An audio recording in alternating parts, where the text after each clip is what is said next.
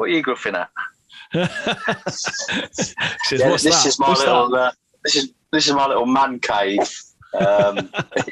It's 4 foot wide. Is it? I say it's 14 foot. I've only got 7 because the wife claimed the other 7 foot. So we've got 7 foot each. Brilliant. What is it? Is it a shed out in the garden, or is it a room in the house, or what? No, it's a shed in the garden because when I had my big accident, the lounge became my hospital ward. Right. And I just needed something that would get me out of the hospital ward. So when I was in the wheelchair, me and my middle lad, I ordered a shed, and with my instruction, he built it.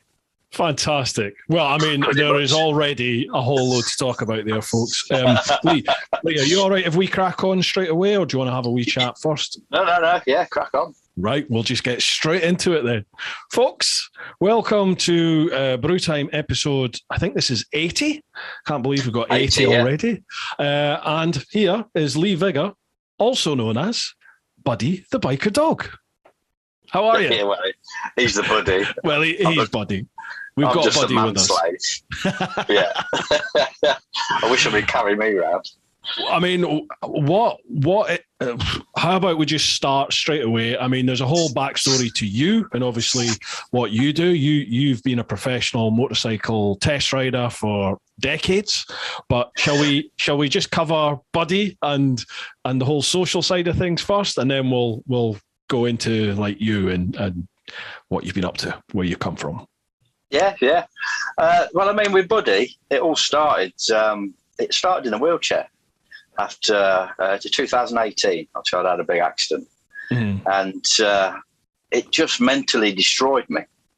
Physically, I was broken, but I knew I was going to get out of it. But they told me I'd got to stay in it for at least 8 months, and it just destroyed me. So. Yeah. After physio one day, my wife being, well, she's a woman, so she's a smart cook, isn't she?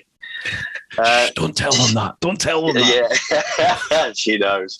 So I know, they all know. She took me on a bit of a road trip, and we didn't know it was a puppy farm. It was just, she'd found a chihuahua on the social media, one of the sites, Pre-Loved, I think it was. Yeah. And she dragged me along. I got back in the car and I've had some morphine and I'm floating all the way there. And we got there. We didn't go to look at him. Unbeknown to me, there was 2 other puppies running around. And out the corner of my eye, I spotted him, his nibs. He was in a cage. He was 5 months old. He weighed less than a pound, got no fur on him. And while the woman had disappeared for 5 minutes, I said to my wife, here, let him out. Because he was giving me the eye. He was just, who are you? What's going on? Yeah. So she let him out, and he come running over to me. I scooped him up, put him on my lap, and we've been together ever since. And that was that. That was that. She didn't want to sell him, and I just gave her one of 2 choices. You either take the money, or I'll take him anyway. Either way, he's coming home with me. Isn't it weird how animals just do that? Animals can just select you, can't they? Yeah. Oh, yeah. Yeah, he found me. I'd say we've got to look at another dog. And later on that day, I shouted to the wife. I was back in the hospital bed. And I shouted to her, I says, he's shit.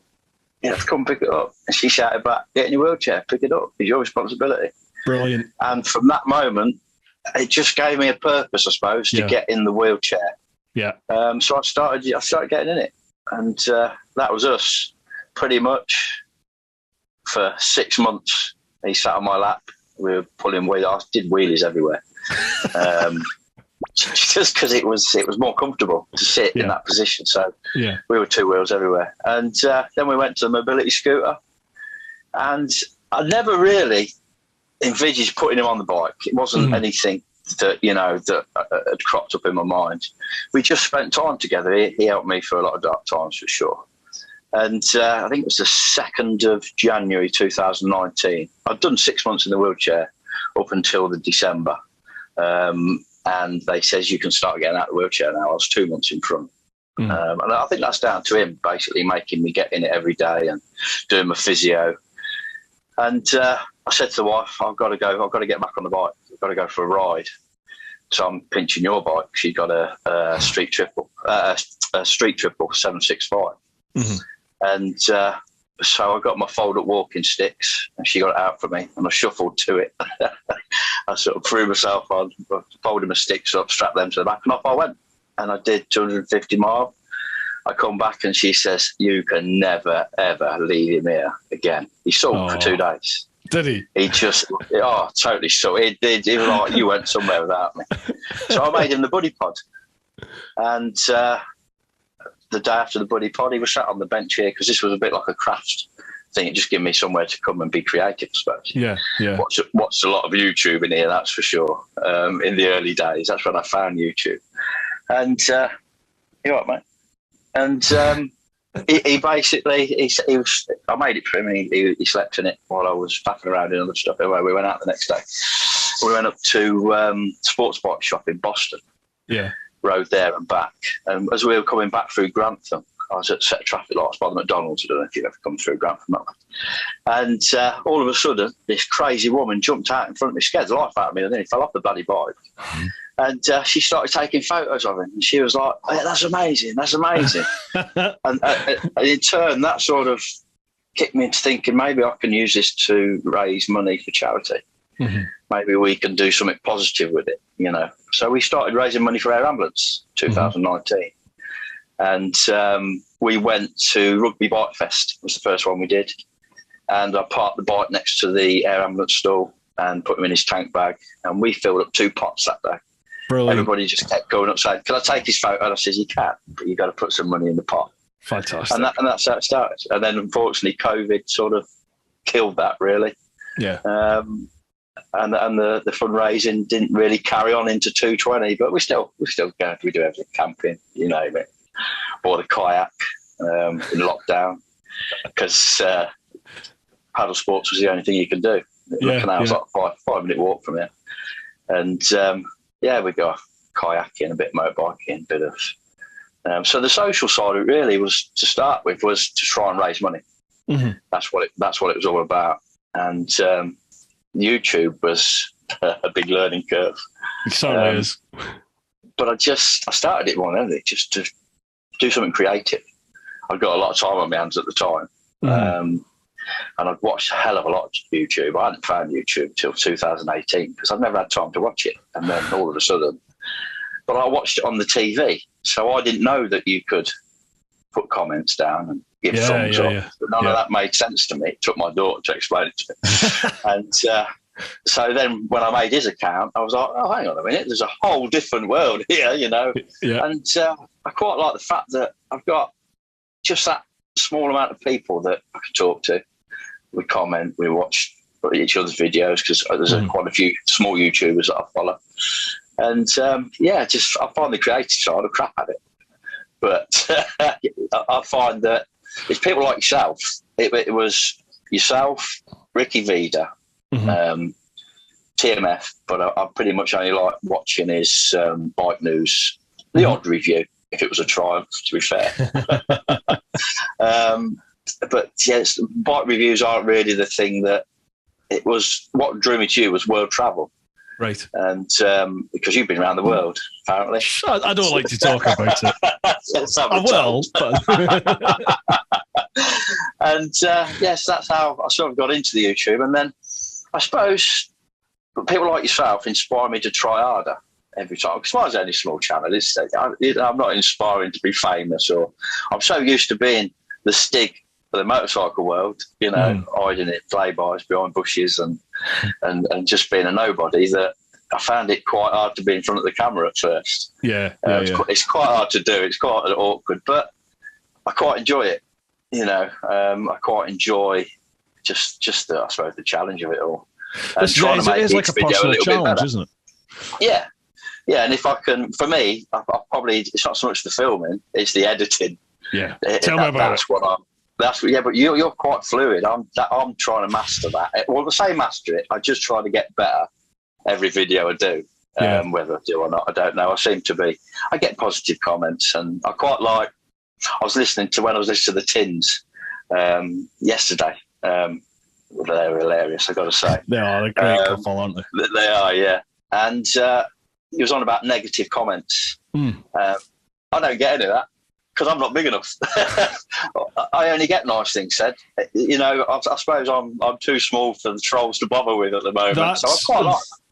That is a nice place to be. I don't mean this condescending. I'm not saying I'm Billy Bollocks, but I remember that stage when you're growing, you're starting to get a nice community there, like you said, where you get regular people coming back and people are engaging.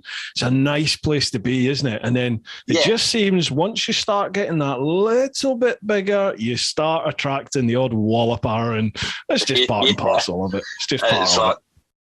Do I want to get that? You know, because. But then you meet kindness. Yeah, but you also meet. I should say. Oh yeah, cripey, we haven't started, have we? Let's crack on. I bought Budweiser because it's Buddy the Budweiser. You see, good man. Because I'm not a big drinker, to be fair. Because it's brew time. Slange. Yeah, because it's brew time. Skull. It's the Viking in me. That's good. That. Viking, right, you mentioned, I mean, there's loads that we can chat about here, but you mentioned, what do you call it, the buddy pod? Or, it's buddy pod, isn't it? Is that what it's called? I called it the buddy pod. The first one I made, I'll take you on it, if you look on more so on his Instagram, you'll see there's pictures. There's the winter one, because it was winter, it was January when we first went out for a ride, and he's only little. I didn't want him to jump on now. I didn't want him getting cold. So he's got it looks like a space helmet. Yeah, it's brilliant. Yeah. It's a plastic drinking bowl from the pound shop. But what I did was, before I put him in it, I took the bike out with it on, and I took it up to naughty speeds just to see if it would survive without him in it. Because I didn't want to put him in it, and all of a sudden see my dog going one way in a bowl. Yeah. And to be fair, it's lasted. And but then that's too warm for the summer. So he's got his goggles, and he quite like being sticks his out. He won't sit behind me. He's having none of it. Well, he's got to be in front. No. My wife. I followed my wife for years. We've always social rode and obviously ridden together whenever possible. Your wife's called Hayley, isn't it? Isn't she? Is that right, Hayley? Is that what I remember that right? Yeah, Hayley. Yeah. Hi, Hayley. How are you? And she can't ride in front of me anymore. She has to go behind. So to wind him up, she overtakes me every now and again. And she'll do it where she knows I've got to work hard to get back past her. And he moans and he barks and he gives me dirty looks as if to say, you best get past her. And as soon as we go past, there's a couple of videos. There's a couple of videos where it's quite a while ago now, probably 2 summers ago. And he just gives her a dirty look as we go past, as if to say, you stay back there. I'm the leader of the pack. You can see in any pictures and video, even now, folks, if you're watching the video, you'll know exactly what I'm talking about. He just has character oozing out of him. I mean, he sat there in his tank bag, in his buddy pod, wearing his jumper, and although he's chilled out, he's just looking out the side of his eye at the camera, isn't he? Like, oh, hello. Hiya, buddy. You talking about me? Yeah.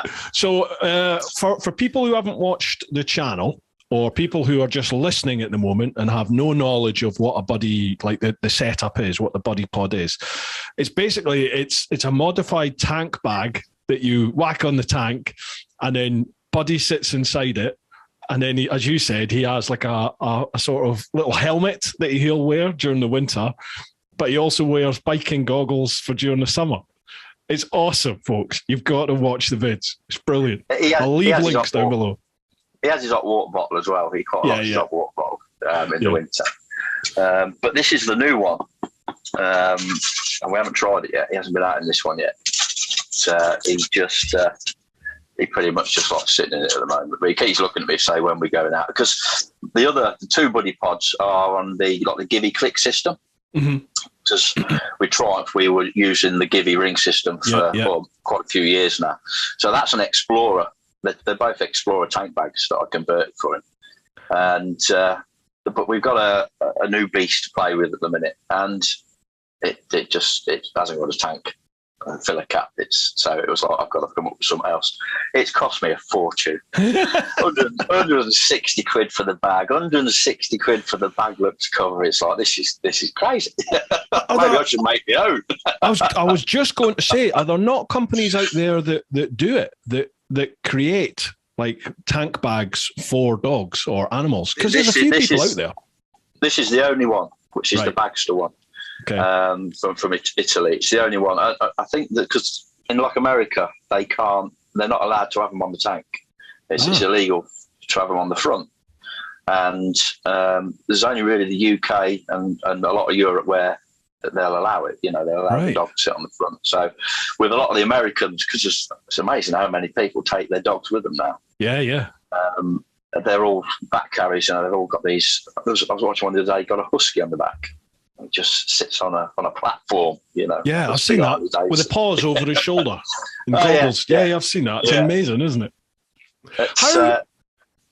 I mean, I can only imagine trying to get my dog anywhere near my motorbike. She won't go anywhere near my bike. She's scared rigid of it. I mean, did he literally just jump in the bag and off you went?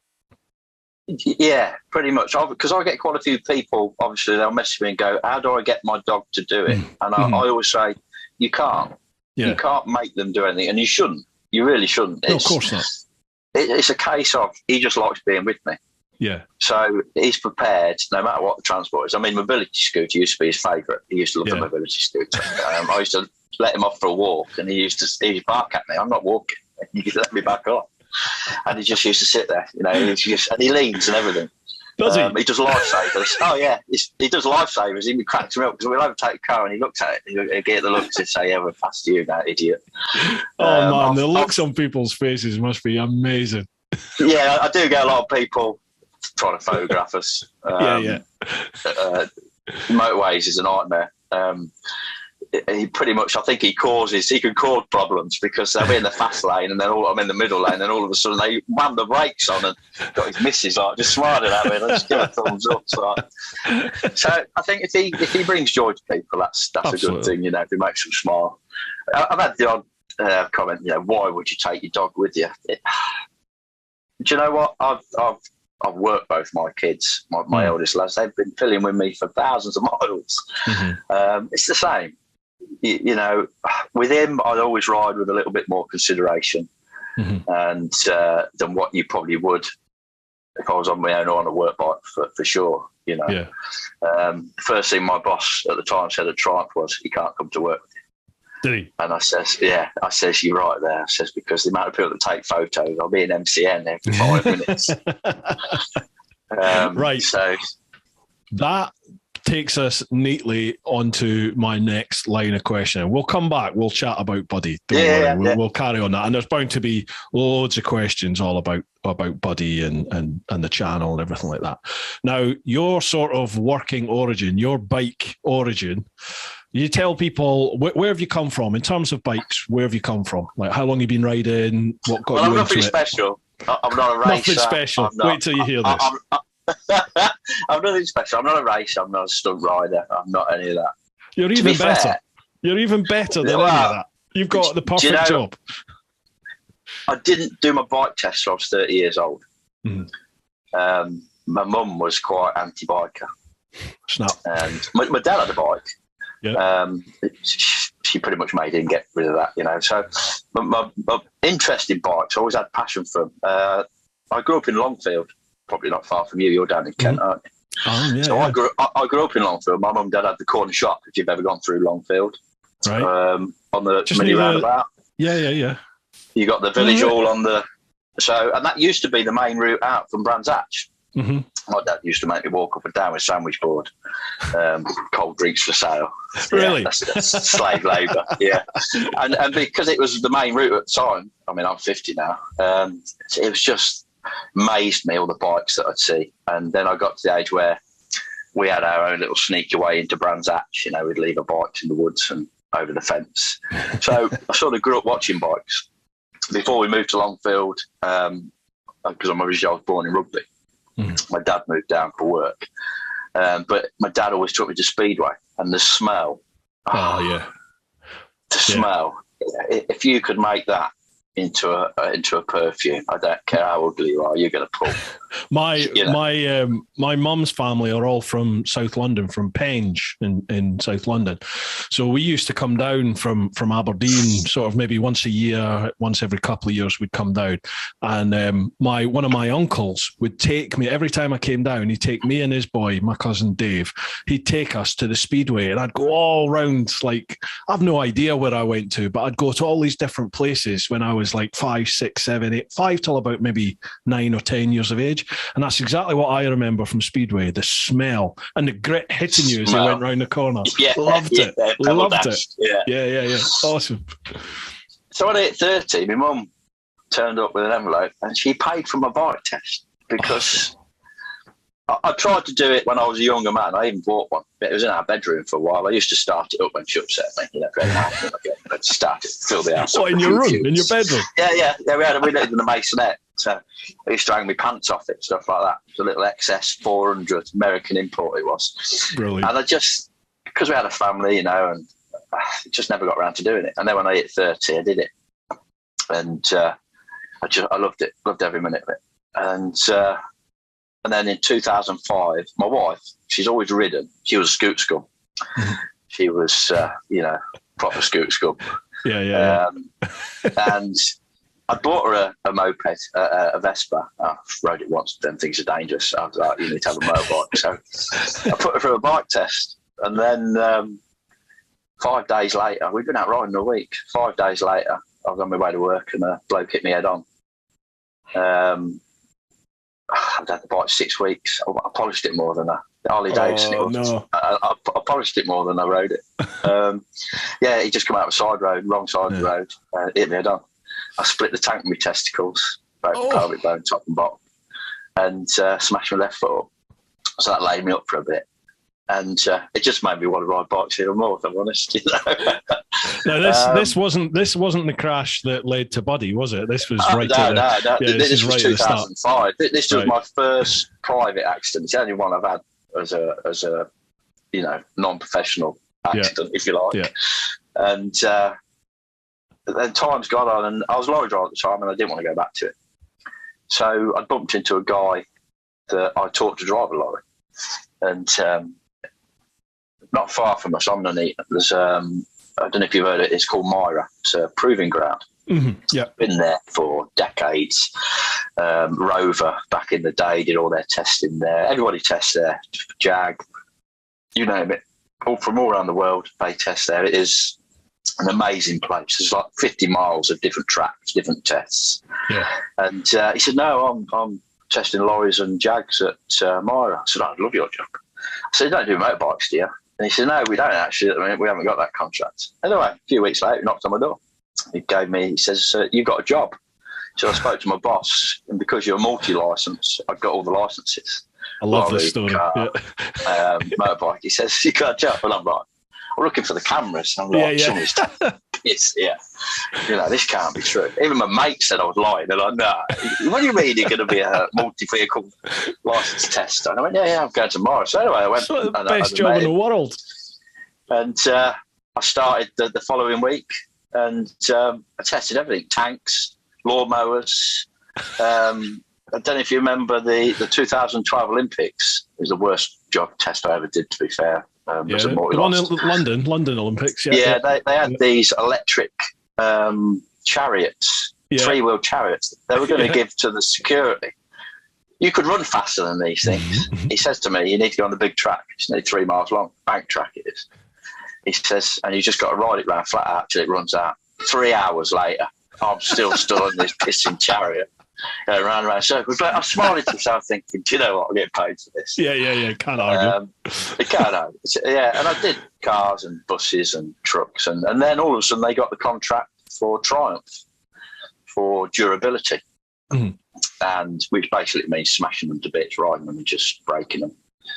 And because that was the job that their test riders didn't want to do. None of them wanted to take part in durability. They were quite happy doing all the other tests, but durability they outsourced. Right. And the company I worked for basically just supplied riders, drivers for whatever companies go to Myra. It's still there now, a company called PDA. And So they got the contract, and I don't know if you ever saw the Top Gear episode where they were there with the Rover Princess. You got the eggs above their heads, down, and all the doors fall off. Yeah, that's the Pave. It is the most brutal test known to man. I snapped 21 different bikes in half. Wow! In the 2 years that I did durability. Did you ever do a GSX-R1000? Because mine fell apart 4 times. No, it was just Triumph were the only ones really doing it old school. A lot of them still do. They use rigs, but Triumph were the only ones that nobody tests like Triumph. I got to say. What, still to this day? Yeah. Wow. Royal Enfield probably come a close second, but that's only because that's only because they brought their R&D to the UK. Triumph really are exceptional when it comes to that, and that's why they're class leaders. To be fair, that's why their bikes are so good. If the amount of testing they put in, so I was doing durability, pave, curb strikes. So give your bike, say, just ram it up the curb at 30 mile an hour. Creek crossings is like a big concrete creek. Yeah. Go through that at 50 mile an hour so you can break it, and it was great. I used to love braking, because to make an engineer cry was quite rewarding. They spent a year or so just doing everything on CAD, and it's great, yeah, I'm going to smash that to bits. And they'd look at me and I'd go, going to smash that to bits. Second lap, that's going to break. And they'd be like, no, it won't. And it would. Hold my beer. I'd come back and they'd be like, yeah, it's broken, isn't it? Back to the drawing board. Once I couldn't break it, then it'd go on to the next stage, and it'd pretty much go out for road mileage and all the other tests, because once you can't break it no more, the first bike I ever broke was the Speed Triple. Right. And my first pave, I did 1,200 miles of pave is equivalent to 120,000 road miles. That's how brutal it is. 1,200 miles on that bumpy... Yeah, is equivalent to 120,000 road miles. 1,200 miles on it. Jesus. Yeah, so I'd worked it out. Surprised you've got any teeth left. I've done nearly 5 million pave miles, if you add it up as in what it's equivalent to. I pavéed my lads as well. What, with pillion on the back? Yeah, you have to do it with pillion as well. You have to do half and half. So you've got to do... and you have to do it with luggage. Everything that's going to be on that bike, basically. So everything has to be tested. Everything's got to be tested. Your poor bollocks. I did make my eldest lad, throw up in his helmet on one occasion. He'd upset his mum. And that's all right then. Yeah, so I wasn't really talking to him, and you get to know every cobble. And the ones that are going to hurt. And we was on a Daytona. And, my God. Yeah, we hit a bump, and as he left the seat, I'd just get a little bit of throttle at the next bump, and the seat came up and met him on the way down. He was black from knee to knee for a week, and when we pulled into the car, he fell off, and I looked down, and his helmet was just full of sick. And to be fair, he never upset his mum again. If child services are watching, this is purely for effect. It never actually happened. He's 28 now. There's no way he's coming back for that one. Yeah, he was 11 at the time, but he's 28 now. Yeah. So that was how I started really with Triumph. And I ended up running PDA, the bike section, because my boss was a lovely guy. He actually owns it now. Mm-hmm. He didn't have a clue about bikes. And I sort of just slid into that where I knew bikes. Bikes was my hobby. It was my passion. I just love bikes. And so I got a really good eye for different riders, because people would come and they got a license, but it didn't necessarily make them a good tester. Mm-hmm. And I've had some brilliant riders over the years with a lot of riding skill, but when it came to testing, they just didn't have the aptitude for it. And you go through quite a few. Because they'd have car licenses. You go, I've got another rider for you. Mm-hmm. And I'd just smile and go, okay, I'll have him for a day. And then you go, what do you reckon? I went, you can have him back. I don't want it.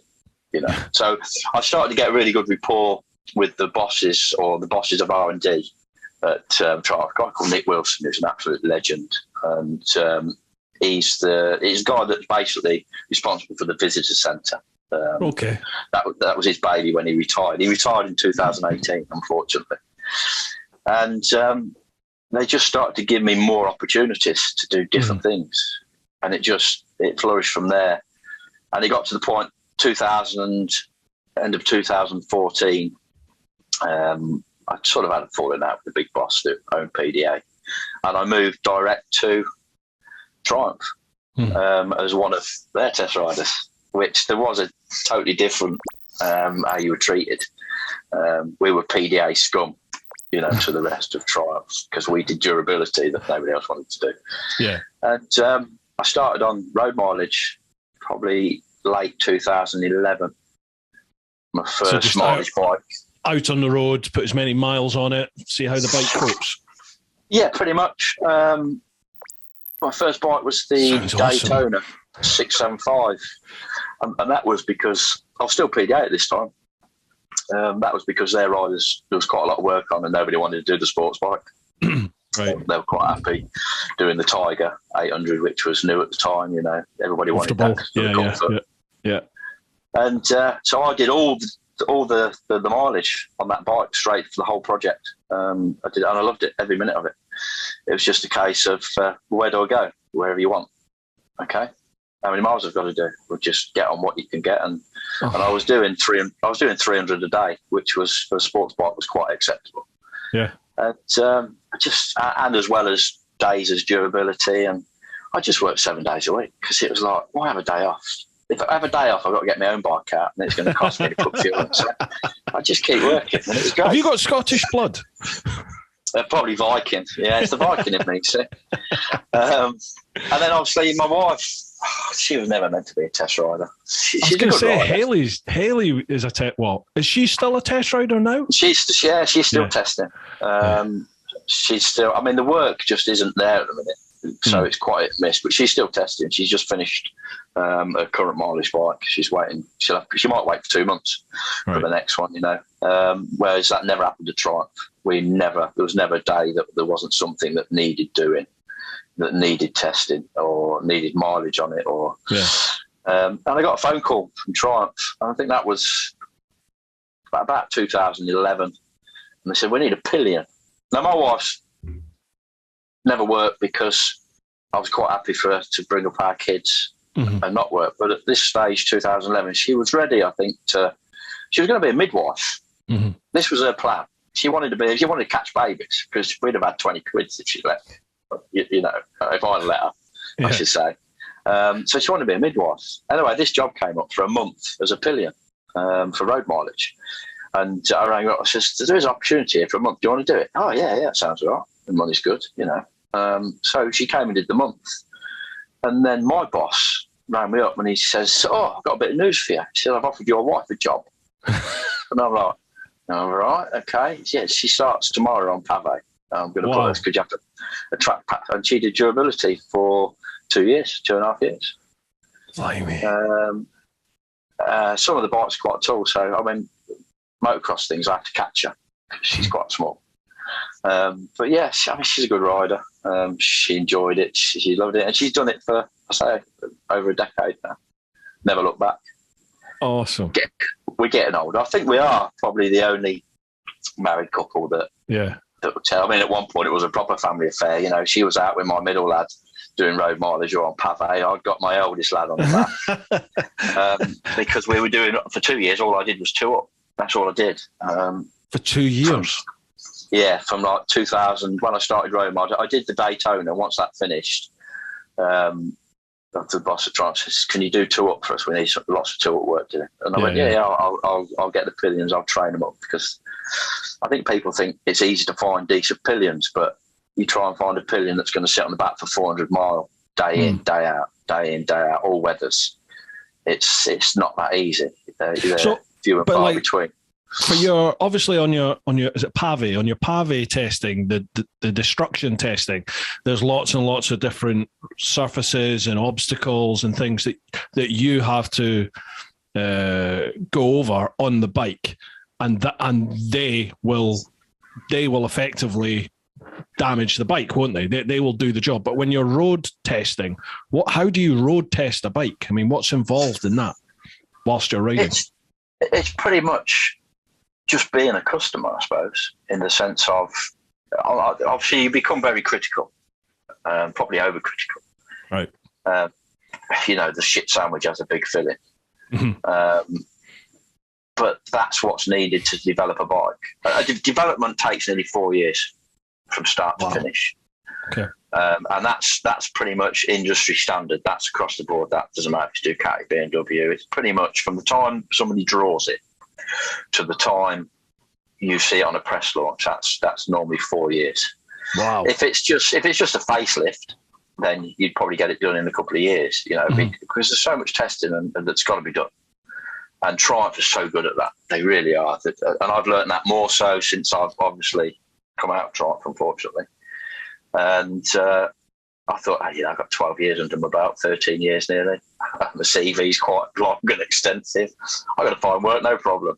Yeah. There's just no work there. It's because nobody else tests. They're going to start doing it because things are changing within the British motorcycle industry for sure.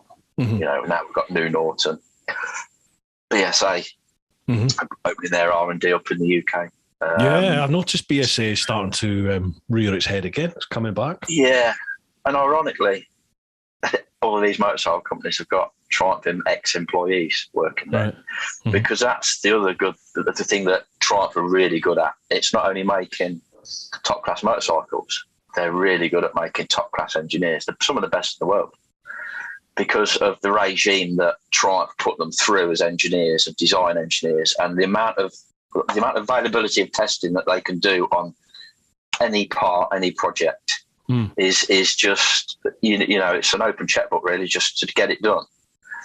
And that'll always make an engineer the best he's going to be, because all I am really is a tool.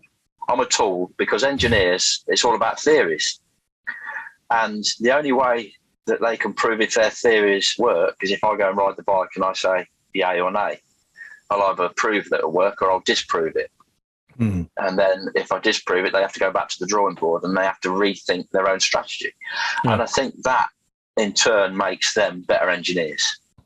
And that's, I think, why Triumph, they do, as well as making amazing bikes, they make amazing engineers. And a lot of their engineers are everywhere. 80, 85, probably 90% of Norton is old Triumph. Wow, is it?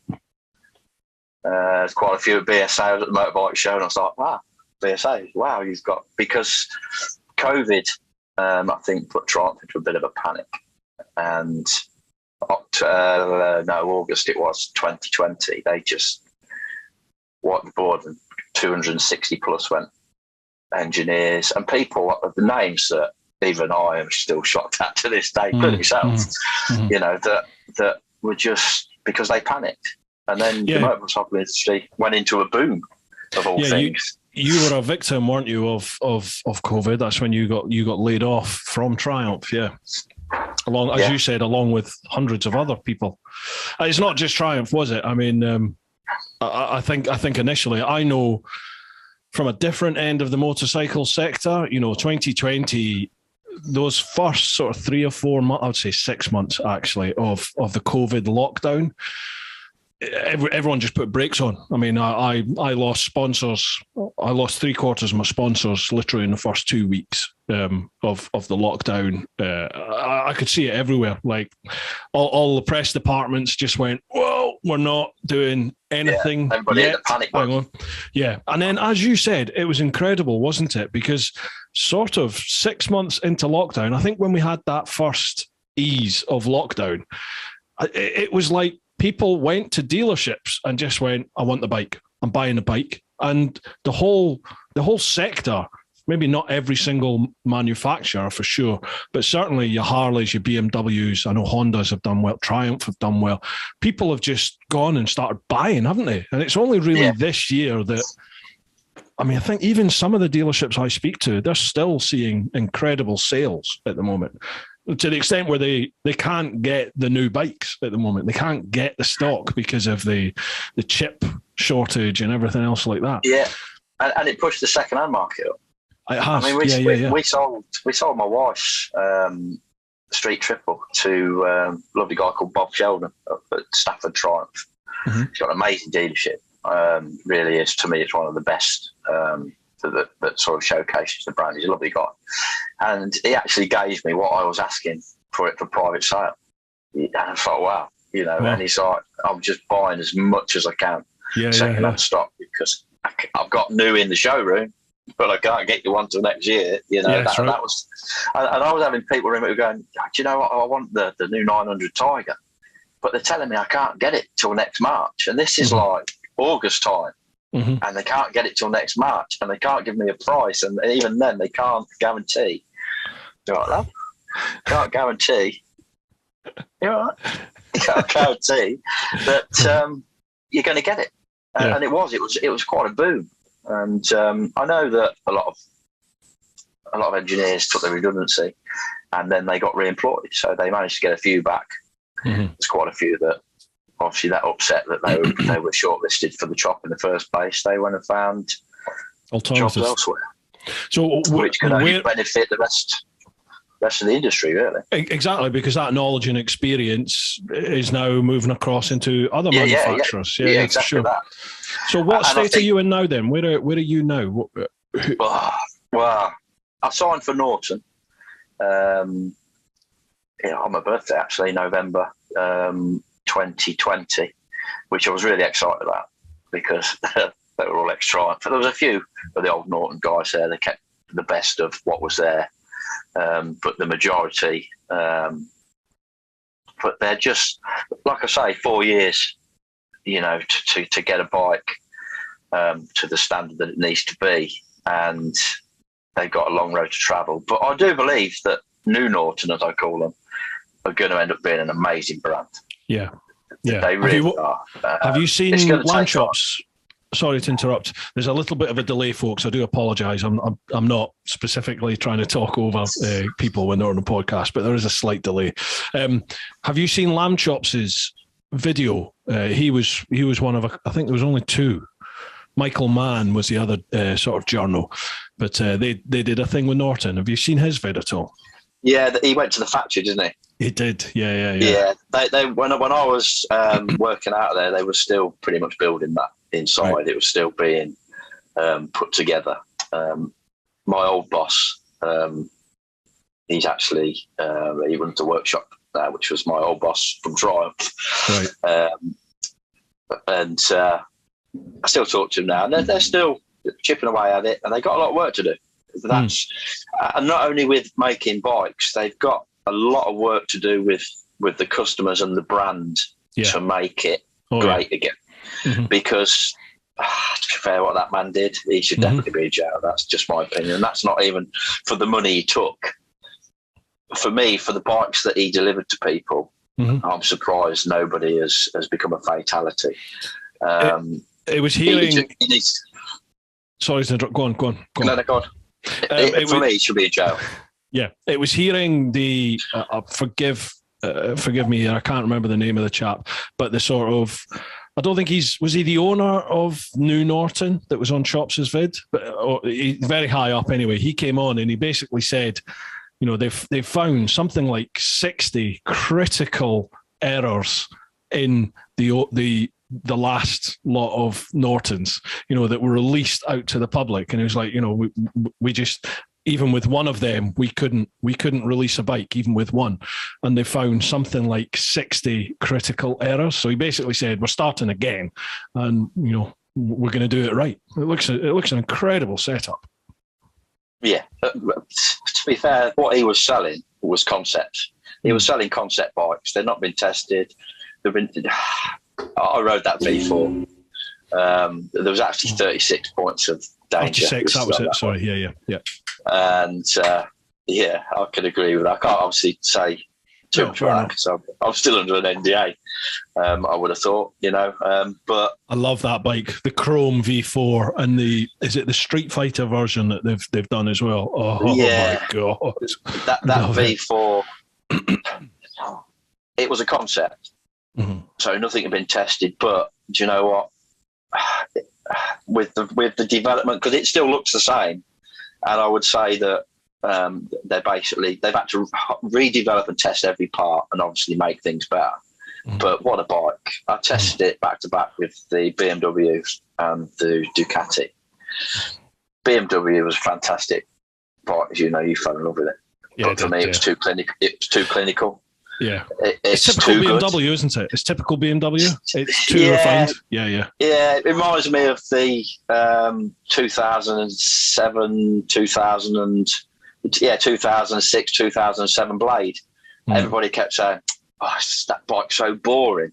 Yeah. No, it was just so well engineered. Yeah, that it felt very clinical. It didn't really have a personality. Yeah, it didn't. There was nothing there to really scare you. You know, it was so good at everything. And I think the BMW is the same. It's very clinical. It's an awesome bike. But for me, it just didn't light my fire. The Ducati Panigale I liked it. You know, it's a Ducati. But it was just too complex, and you needed to go to university just to work the clocks out. You know, let alone I had to Google how to start it, because you have to lift the kill switch out of the way to find the starter button. I've never ridden a Panigale. Never taken any of them out. I only found it because I Googled it, because I stood there 15 minutes looking at a rock prat because I couldn't start the fucking thing. So, and then, you know, YouTube, great. Isn't it? Yeah. I just started Panigale, tells you in 5 minutes. Thank God for YouTube. But it did have personality. But then that Norton, oh God, that thing gave me an hard on every time I rode it. It was, even though it was shockingly under-tested, there's nothing else like it. You know, so the original concept and everything else is amazing. The fact that it had never done any testing was shocking. But I do believe new Norton will have that. I can't wait I hope I get to go back on it. I'm still hoping Norton will knock my door at some point and say, I think Norton is going to be the brand. I don't think it's going to be the brand that, you know, most of us will be able to go along and buy, but I think it's going to be that exclusive brand, isn't it? It's going to be MV Augusta, but I think another level. It's just going to be the elite bike. Yeah, the talent that they've got, that they've employed, is just next level. Like I say, most of it is ex-Triumph. Right. You know, so you know it's going to be good. For me, I know it's going to be good. I mean, we could keep chatting about all that, and we're going to go down various different avenues with the questions. Yeah, that's wrong. But something I want to cover is the accident that led you to Buddy. You know, can we cover there? What happened there? The planets were aligned. I mean, at this point, I'd done over probably just under 900,000 miles. I'd done for Triumph, you know, within development miles, road and track, and never dropped a bike, never had a scratch. You know, you just go out every day, you do your job. And then on the 1st of June 2019, planets were aligned and everything went wrong. It just was a catastrophic day. I wasn't feeling it for one. I'd ran my wife up. I'd done my Cotswold route, which I normally do on a Friday. So I was coming back up through Stowe, Morton in the Marsh, up the Foss Way, the fast way as we call it. And I'd be on Tesco's and have a lunch. And I was on my dream bike, which is still my favourite bike of all time. And if I had the money, there'd be one in my garage. And I was the first test rider. What is it? I was the first test rider to get this model. I'll digress and go back a little bit. Okay. I did most of the miles on the T120, Bonneville, and I loved it, but it was always just missing something for me. And it did everything that the brief said it had to do, and what it had to be, and it's an amazing bike. You know, it brought the Bonneville range up a level. But I kept saying I want an R version. Can't we just have an R version? I want something a bit more, you know, a bit more pep in its go. Yeah. And they kept laughing at me, saying, "No, it's not going to happen. It's not going to happen." And I'm like, okay. Anyway, a year or so later, there it is. And it was basically the speed, what is known as the Speed Twin now, the Sip and Beg Thruxton. And it was like, for me, I melted as soon as I seen it. And really? I was like, oh yeah. I begged to get on that project pretty much, and they did. They put me on it. And I was 8,000 miles in, and for a prototype, this bike still looked like it come out of the crate. I polished it every day when I got home. I loved it. I've never had this bond with any bike at this point that I'd tested. But I think because I designed it in my mind a year or so previous, this was my dream bike. I loved it. Yeah. Every day, just loved it. Apart from this one day, I wasn't quite feeling it. I said to the wife, I says, I've done 260 miles. I made it out. I had enough. It was a nice sunny day. And I headed back towards Martin in the Marsh. And just as I come round, I left into a right with a bit of a crest. There was a road sweeper minibus coming round the road sweeper on the wrong side of the road, right on the bend. And the car in front of me just panic braked. And it was like, plan A's gone because there's 3 vehicles. And I could see that there's just this little bit of grass to the left. Nice, soft, mossy grass. It looked lovely. And I pulled the front brake and it just flicked me. And it flicked me at 50 miles an hour. Yeah, it just flicked me straight into the car that was braking to miss the minibus. Wow. The minibus driver never stopped, and I still can't. To this day, I can't get over that. I don't see how somebody could leave somebody in the road. Yeah. And as I turned, I was quite low as it flipped me because I still wanted that grass. Yeah. Because it went straight up on the front wheel, and I just to the point where I knew I could stop it, but now I'm travelling quite fast on the front wheel, and I just pulled some more and it flipped me. And I left an imprint in the back of the car. It looked like something out of Roadrunner, out of the cartoon. Yeah. Wile E. Coyote, just left an imprint of himself in the car. Yeah. And it hit the bike hit the right, I hit the left, and the bike had a logger on it. The bike hit the car at 51.4 miles per hour. And I overtook the bike, so I was probably doing a little bit faster. And the only reason I'm still here is because I was wearing an air vest. And that's the thing that saved my life. I'd walked for 2 years. I'd done nearly 200,000 miles in it. Never thought I'd use it, but I wore it every day. It was part of my personal protection kit, if you like your crash helmet is, your gloves, your boots. Yeah. And I cracked one rib. And that was my own fault because I got a pen in my inside pocket. And as the air vest went off, it cracked my wrist. But as I sort of sat up and I looked down, my left leg was facing the wrong way. Oh. So I picked that up and flipped it over as some guy was screaming at me not to. But for me, it didn't look right. It was toe to toe. So I flipped it over, rang my boss up. I said, I've totaled my bike. I was quite upset more about the bike. He says, you all right? I said, I am now. I've turned my leg back round. I said, I'm all right now. I thought I broke my pelvic bone. And I said, I've got to go. I said, I've got to ring the wife. And the paramedics, because there's an ambulance station in Stowe, so they were quite quick, and the air ambulance was on its way. And they said, we want to give you some gas. I said, I've got to ring the wife first. 7 times I rang her.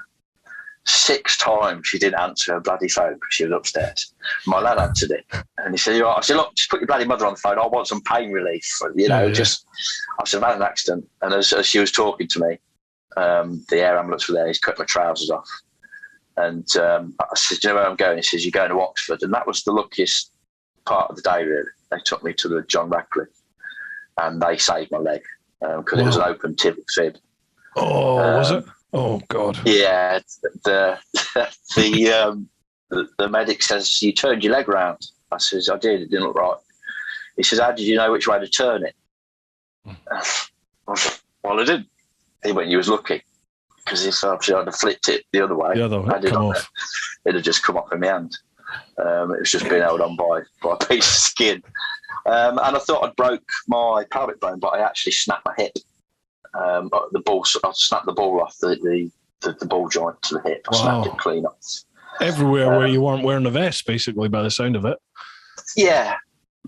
God. You can rebuild your legs. You can't rebuild your organs. I definitely wouldn't be here if it wasn't for that air vest, I remember speaking to you at the NEC last year, actually, and I'd been put in touch with Peter over at Helite already to go and speak to, and I remember you saying you need to go and speak with them for sure. And most definitely.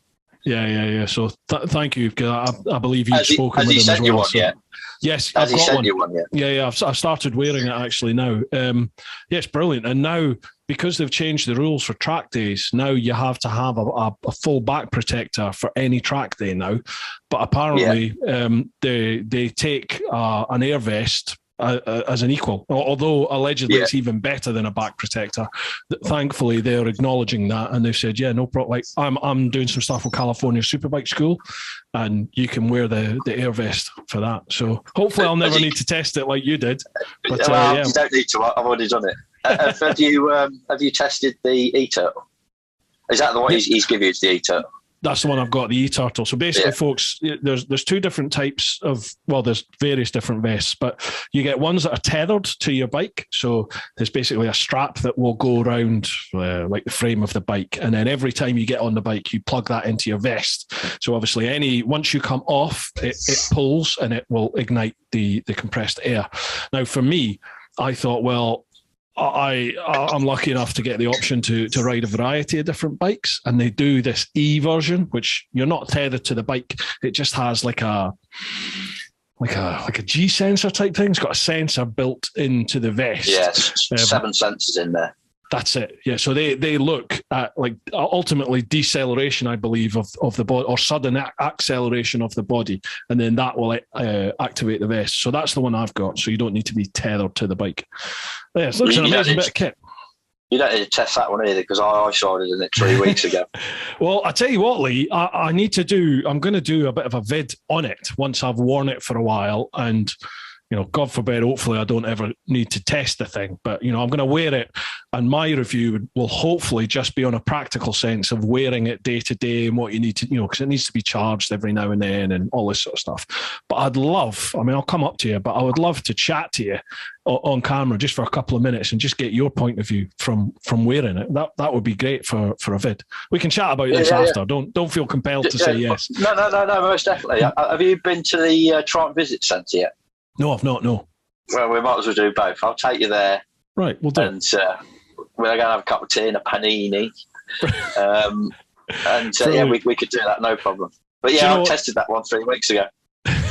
3 weeks ago? And it worked. Yeah, 3 weeks ago. I got a black toe. I was doing a bit of testing, and I saw it did quite epic, went quite high. But it's instant. It goes off in 0.8 milliseconds. Wow. Is the ignition time on the I'll wear any E-Light product without doubt. For me, Pete saved my life in 2016, and it was just a general inquiry after one of our track riders had high-sided at 120, and they just issued the track riders with the Dainese airbag suits, and he walked away from it, and I was like, I've got to look for something like this on the road. And I went over that night and I was like, he looked quite a good company. And I can remember we had a visit to one of our advanced riding nights where a guy called Lee Lowry come and he blew Haley up, actually.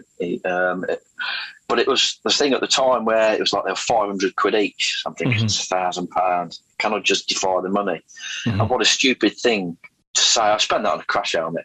Yeah, exactly. And the crash helmet's done. I recharged it the next day, because that's the firing pin. And so the next day I just took the old bottle out, put the new one in, and it was back on my back. I do prefer it to the lanyard one now. Yeah. Purely because with like the adventure bike, you can stand up. You can stand up in the pegs with the tethered one, but you have to lengthen the lanyard, which means you've now shortened your ignition time because it's got longer to travel. So theoretically, when you sat on the bike, you want it as tight to the bike as possible. You know, so as soon as you come off that bike, it pops. My wife's worn one since 2016. It saved her from being paralysed twice. Jesus. Car drove through her. That was her last shift for Triumph. 2020. 20 March. She's pulled up to an island and a lady driver just drove through her. Wow. Sent her 10 foot in the air. She came down and landed on her head, but because the air vest went off, and she had a little bit of whiplash. but that was the last shift trial. We're not sponsored by Halite, folks, at all. But, no, we're not. Obviously, Lee and Haley have working practical knowledge of them, and as I'm wearing one now and want to be doing a video on it, it's great to chat to it. Actually, while we're talking about sponsors, I'm doing a new thing at the moment where I used to just do my sponsor readouts after I've done the chat, but I want to do them like on camera now. So, it's not just an audio thing, it's a video thing. So bear with me 2 seconds. You're welcome. Folks, the podcast in the main channel, I couldn't do this full time without sponsors and stuff. I know they're not everybody's cup of tea, but I am massively thankful to those that come on board. So the podcast is sponsored by Inov. Now, Inov, they do the motorcycle dash cams. They do the single C5 system, which you can also wear as a helmet cam if you like. And they do the K series, which is the dual camera front and rear. I don't think they do the K2 anymore, but they certainly do the K3 and the K5. The K5 is like the flagship 4K front camera and 1080 rear. That's the one I have on the tractor. The K3 and K5, they come with GPS overlay, so it'll actually record where you've been as well. It's an autonomous system, so the second you start the bike, the cameras kick in and they just start recording like any normal dash cam. If you're familiar with a dash cam, you'll know how it works. So you can set it at 1 minute, 3 minute, 5 minute, 15-minute loops, and basically it just keeps looping around like that. So you've continually got effectively CCTV of your ride. Obviously, you need to think about this because the bike will record everything you're doing, records your speed, it records with the GPS, it will record exactly where you are. The beauty of the system is if you are involved in something where, let's say, you're T-boned or you're not at fault, then whenever you call up your insurance in the event of a claim, the first thing they're going to ask is there CCTV? And if you have one of these systems fitted, believe you me, I've had a couple of people now contact me and say, without the Inov systems running and that video evidence of what happened, without that, they either would have been 50-50 at court or they would have lost it. Because if you haven't got a witness account, unfortunately, the insurers tend to go 50-50 or they'll place the blame with the motorcyclist. So it's definitely worth having. I've now got an affiliate code, an affiliate link with Inov. So feel free if you want to use that, it will be down there. If you don't want to use the affiliate link, just head to inov.co.uk. If you use the code TEAPOT, TEAPOT, you will get 5% off of any of their cameras. And that goes for the Technologic cameras there as well. And I think they're called Viofom or something like that. They're the car dash cam systems that they do. So make sure you head there, and a massive thanks to Inov for their support. Right, I'm back. Sorry about that, dude. And I do think that system is amazing, to be fair. I just can't afford one. Well, we'll see what we can do. We might be able to help you out there. You never know. They are. They absolutely are. Like I said, I've had a couple of people contact me and say, I bought one more as in support, really, for me, to be perfectly honest. They were like, okay, we'll buy one and mention that you sent us this way. And two of the guys, exactly what I just said there, they got knocked over. One guy got knocked over he was stationary and a taxi rear-ended him because he filtered to the front of the queue at the traffic lights. The taxi driver got the arse and he rear-ended the bike and knocked him over. And then the taxi said that the bike rode into him. So thankfully, because he had CCTV front and rear, it caught everything. So it went 100% in his favour. So massive, great. But anyway, if I'd have had that system, the minibus driver would never got away. There you go. It's like you say. Yeah, you can't beat a video. Totally. Video evidence, but it can work against you. It can work against you. Yeah, it's like definitely calmed me down. 100% it has calmed me down because I'm well aware everything is being covered on that bike all the time, 24. As soon as I'm on the bike and the engine's going, it's covering this down. In fact, it even has a parking feature. So I should have mentioned this in the readout. Sorry. It's got a parking feature. So when you activate that, if you stop the bike, walk away from it, if there's any movement of your bike, so if it get nudged in a car park or anything, it kicks in and it starts recording straight away. So hopefully you'll catch, as long as it's in front of the cameras, it'll capture anyone that's responsible. Is he snoring? He's quacking at me. He sort of grunts at me. He's talking away. He's bored. He's going, who's that bald guy on the screen? They say dogs can't see it, but a dog comes on the telly, he wants to kill it. Oh God, yeah. My dog sits and watches the TV if there's dogs on it. She was watching Crufts the other night. Loved it. Yeah, he loves having a go at them. Oh, does he? Yeah. I've got two big bulldogs, and he dominates them. He bites one of the bulls. He's horrible to him. Do they get jealous about him coming out on the bike then, or? No, because he rules the roost. I think they're quite glad when they see the back of him, to be fair. Thank God for that. He's going out for the day. He's going to have a bit of peace and quiet, you know. But, hey, he's got issues. What can I say? He spent the first 5 months of his life in a cage. Yeah, true. Yeah. You both saved each other, mate, by the sound of it. Oh, most definitely. That's right, isn't it? Yeah. Right, dude. How about we fire over to the questions, because there's loads of questions. Okay. And we're an hour in already, and we've not even started questions yet. So I've purposely not looked at these because it would have overloaded my tiny brain. I had a quick look at some of them just to see what people were asking, to try and make sure I didn't ask those questions. So, right, we'll go to Patreon first off. So it's patreon.com/TeapotOne. First one, Adam86. Excuse me. Hi, Lee, Bruce, and Buddy. Hope you're all well. I must admit, I haven't come across Lee's channel yet, but thanks for bringing it to my attention, and I certainly will be having a look. Yeah, please do, folks. I'll leave links down below, so make sure you head across to the channel, give them a subscribe. My question is, considering Lee's past as a motorcycle tester, does he agree with you, Bruce, that the GS is the best bike in the world? Sorry to bring it up, but someone had to ask. Go on in. What's your opinion of the mighty tractor? I'd like to say I hate it, but to be fair, the first time I was asked to ride it as a benchmark was 2013 when they came out with the first water cooled. I do believe it was the first water cooled, and BMW shifted from air cooled to water cooled. Yeah. And my boss gave me the keys, brand new BMW, and he says, "Go forth and do 400 miles and come back and tell me it's shit." And I went, "Okay, boss." So anyway, I went out, did 400 miles. I come back and he stood there looking at me with his stern look. "Hey, little guy," and he says, "What do you reckon?" And I went, "I'd like to tell you it's a pile of shit, but fuck me, it's amazing." Compared to what? Because obviously 2013 we were coming into second generation, or to start Explorer. The second generation with the Explorer. Yeah, and I had one. I bought one. 2015. I bought one. Yeah. And they obviously had a lot of problems in the 2011, 2012 because there was a lot of recalls for headwork and everything else.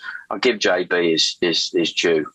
They not only did the recall, anything that had a scratch on it, any fur and everything were changed. People got virtually brand new bikes back because it was a totally new area for Triumph, was the adventure market. You know, the old Tiger was never an adventure bike, really.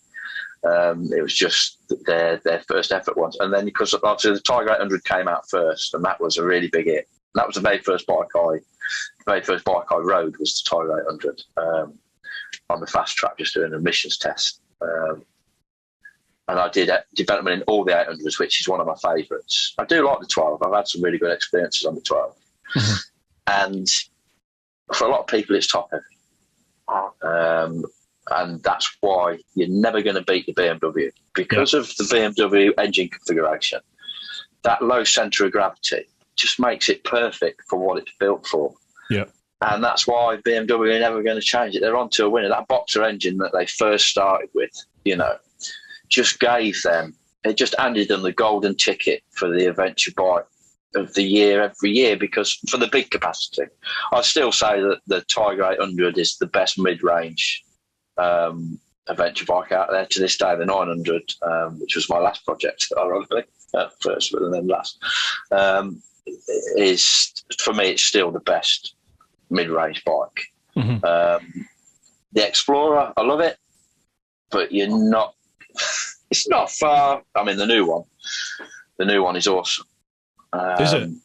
Oh, it's I do believe it is going to give the BMW a run for its money. I mean, really? to be fair, I'd like to test ride it again now when it's in the shops, because I rode it in 2019. I rode it, the very first prototype of the 1200. That shows you how long it takes to get a bike through. I did 10,000 miles on the first one. Wow. And for me, it was chalk and cheese to the old one. It was like that. You know, you could just tell the work that the designers have put in it, because we always want to beat the Messerschmitt. You know, it's a British thing, isn't it? For us, the Messerschmitts, we just wanted to, because there was a big war. Of course. Mentally, don't mention it. You're not allowed to mention it. Between the Spitfire Triumph and the Messerschmitt BMW. Of course. But purely because they were class leaders. Mm. You know, if Yamaha had been class leader, the war would have been against Yamaha. You know, it would have been. But BMW it's always going to be that mark, isn't it? In the big adventure market, and by adventure, I fully accept the vast majority of people out there that buy it are never going to go anywhere near dirt. But in that section, that big adventure, what's that? Oh, shit on the dirt. I'm shit on the dirt. Me too. I don't even like getting dirty. You know, it's like I hate dry mud on my hands. That's why I never play football. It's like it doesn't appeal to me. I'm not that bad. I'm just shit off road. Yeah, exactly that. But what I've always found with the Triumph is it's beautifully refined. It is a beautifully smooth engine. And if you're going 2 up especially, and for certain types of riders, I can see them liking that bike because it is really refined. It's deceptively quick. It's not as quick as your KTM Ducati and your Beamers. You know, certainly the previous model. I've not ridden this new one, obviously, but the previous ones. Right, to be fair. well, I've ridden all of them. With my style of riding, and the Triumph is nowhere near as quick as the other 3. It's just not. Yeah, you'll keep is a lot more on the case. Yeah, you'll keep all 3 in your sights, but you're never going to beat them. It's like the GS. The GS will keep the Ducatis and the KTMs in the sights, but you ain't going to beat them. Whereas you certainly your KTM, that's like a fucking rocket ship. What an amazing machine! But then again, it hasn't. I class an adventure bike as the bike that will take you around the world. For me, that it's the bike that it doesn't have to be the fastest, but it's got to be for what it's got to be comfortable. It's got to be, it's got to have the gadgets, all the gadgets you need, enough, power points and heated grips, heated seats, all the niceties. I was given one, or I was given because I started doing the press launches, which for me was the pinnacle of my career with Triumph. I absolutely loved it, and it was an honour to do it. Late 2015, 2017, we'd just done the 2017 Explorer launch, and my boss came to me. He says, "You need to do me a favour. You're doing me a favour.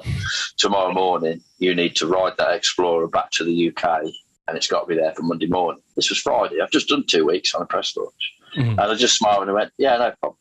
It was December, so it was like a week before Christmas. The warmest it got was -4. All the way back, and it was a good job I'd got my heated gear with me, my jacket, my trousers, my gloves, and over the Pyrenees, I sat behind a snowplow for 2 hours while he's plowing snow, listening to Elvis. I just softened the suspension off because you could do it on the handlebars, through the controls. And for me, I just felt that this is the best bike in the world because the confidence it inspired me with to get me back in them conditions.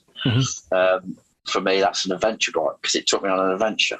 It doesn't matter that I don't want to go off road. I've got no interest in going off road. I'm going to get dirty, but on tarmac. But I class the modern adventure bikes, the big adventure bikes. I class them as tourers. To me, they're the same market as tour bikes, as sports tourers, because they've got performance. They killed that market, didn't they? Absolutely. But that sports bike, that sports touring market is trying to make a little bit of a sort of rebirth, a bit of a resurrection. It's coming back. Yeah, I think Suzuki have shown that with their new GT sports tourer. Yeah.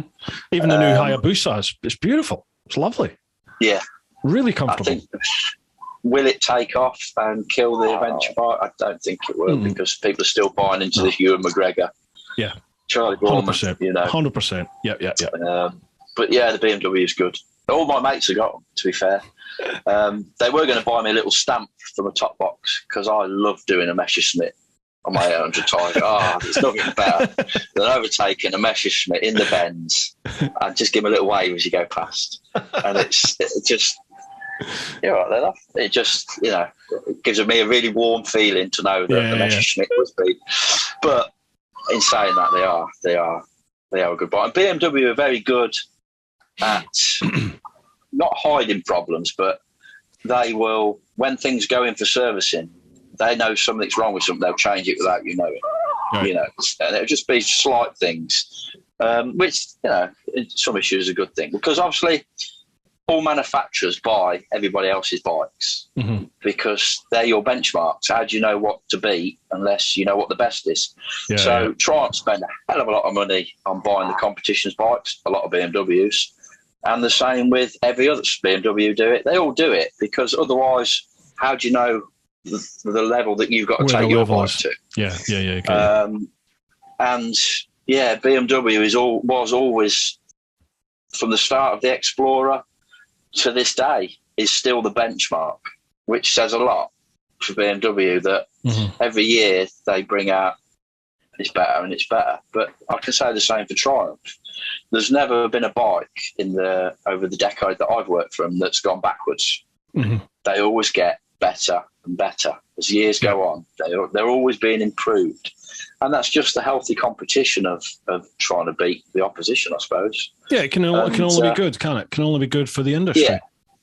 As for the best bike in the world, go on.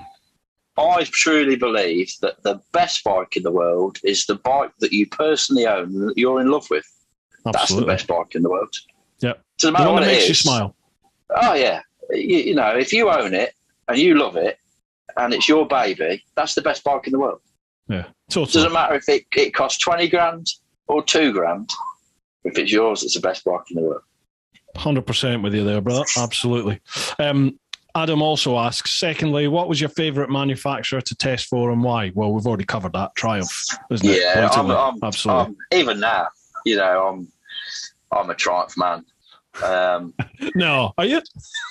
Everything that's in them, I was quite bitter at the beginning, especially for being let go. Yeah, and especially that the bike that I was on, there was a problem with it that contributed to my accident.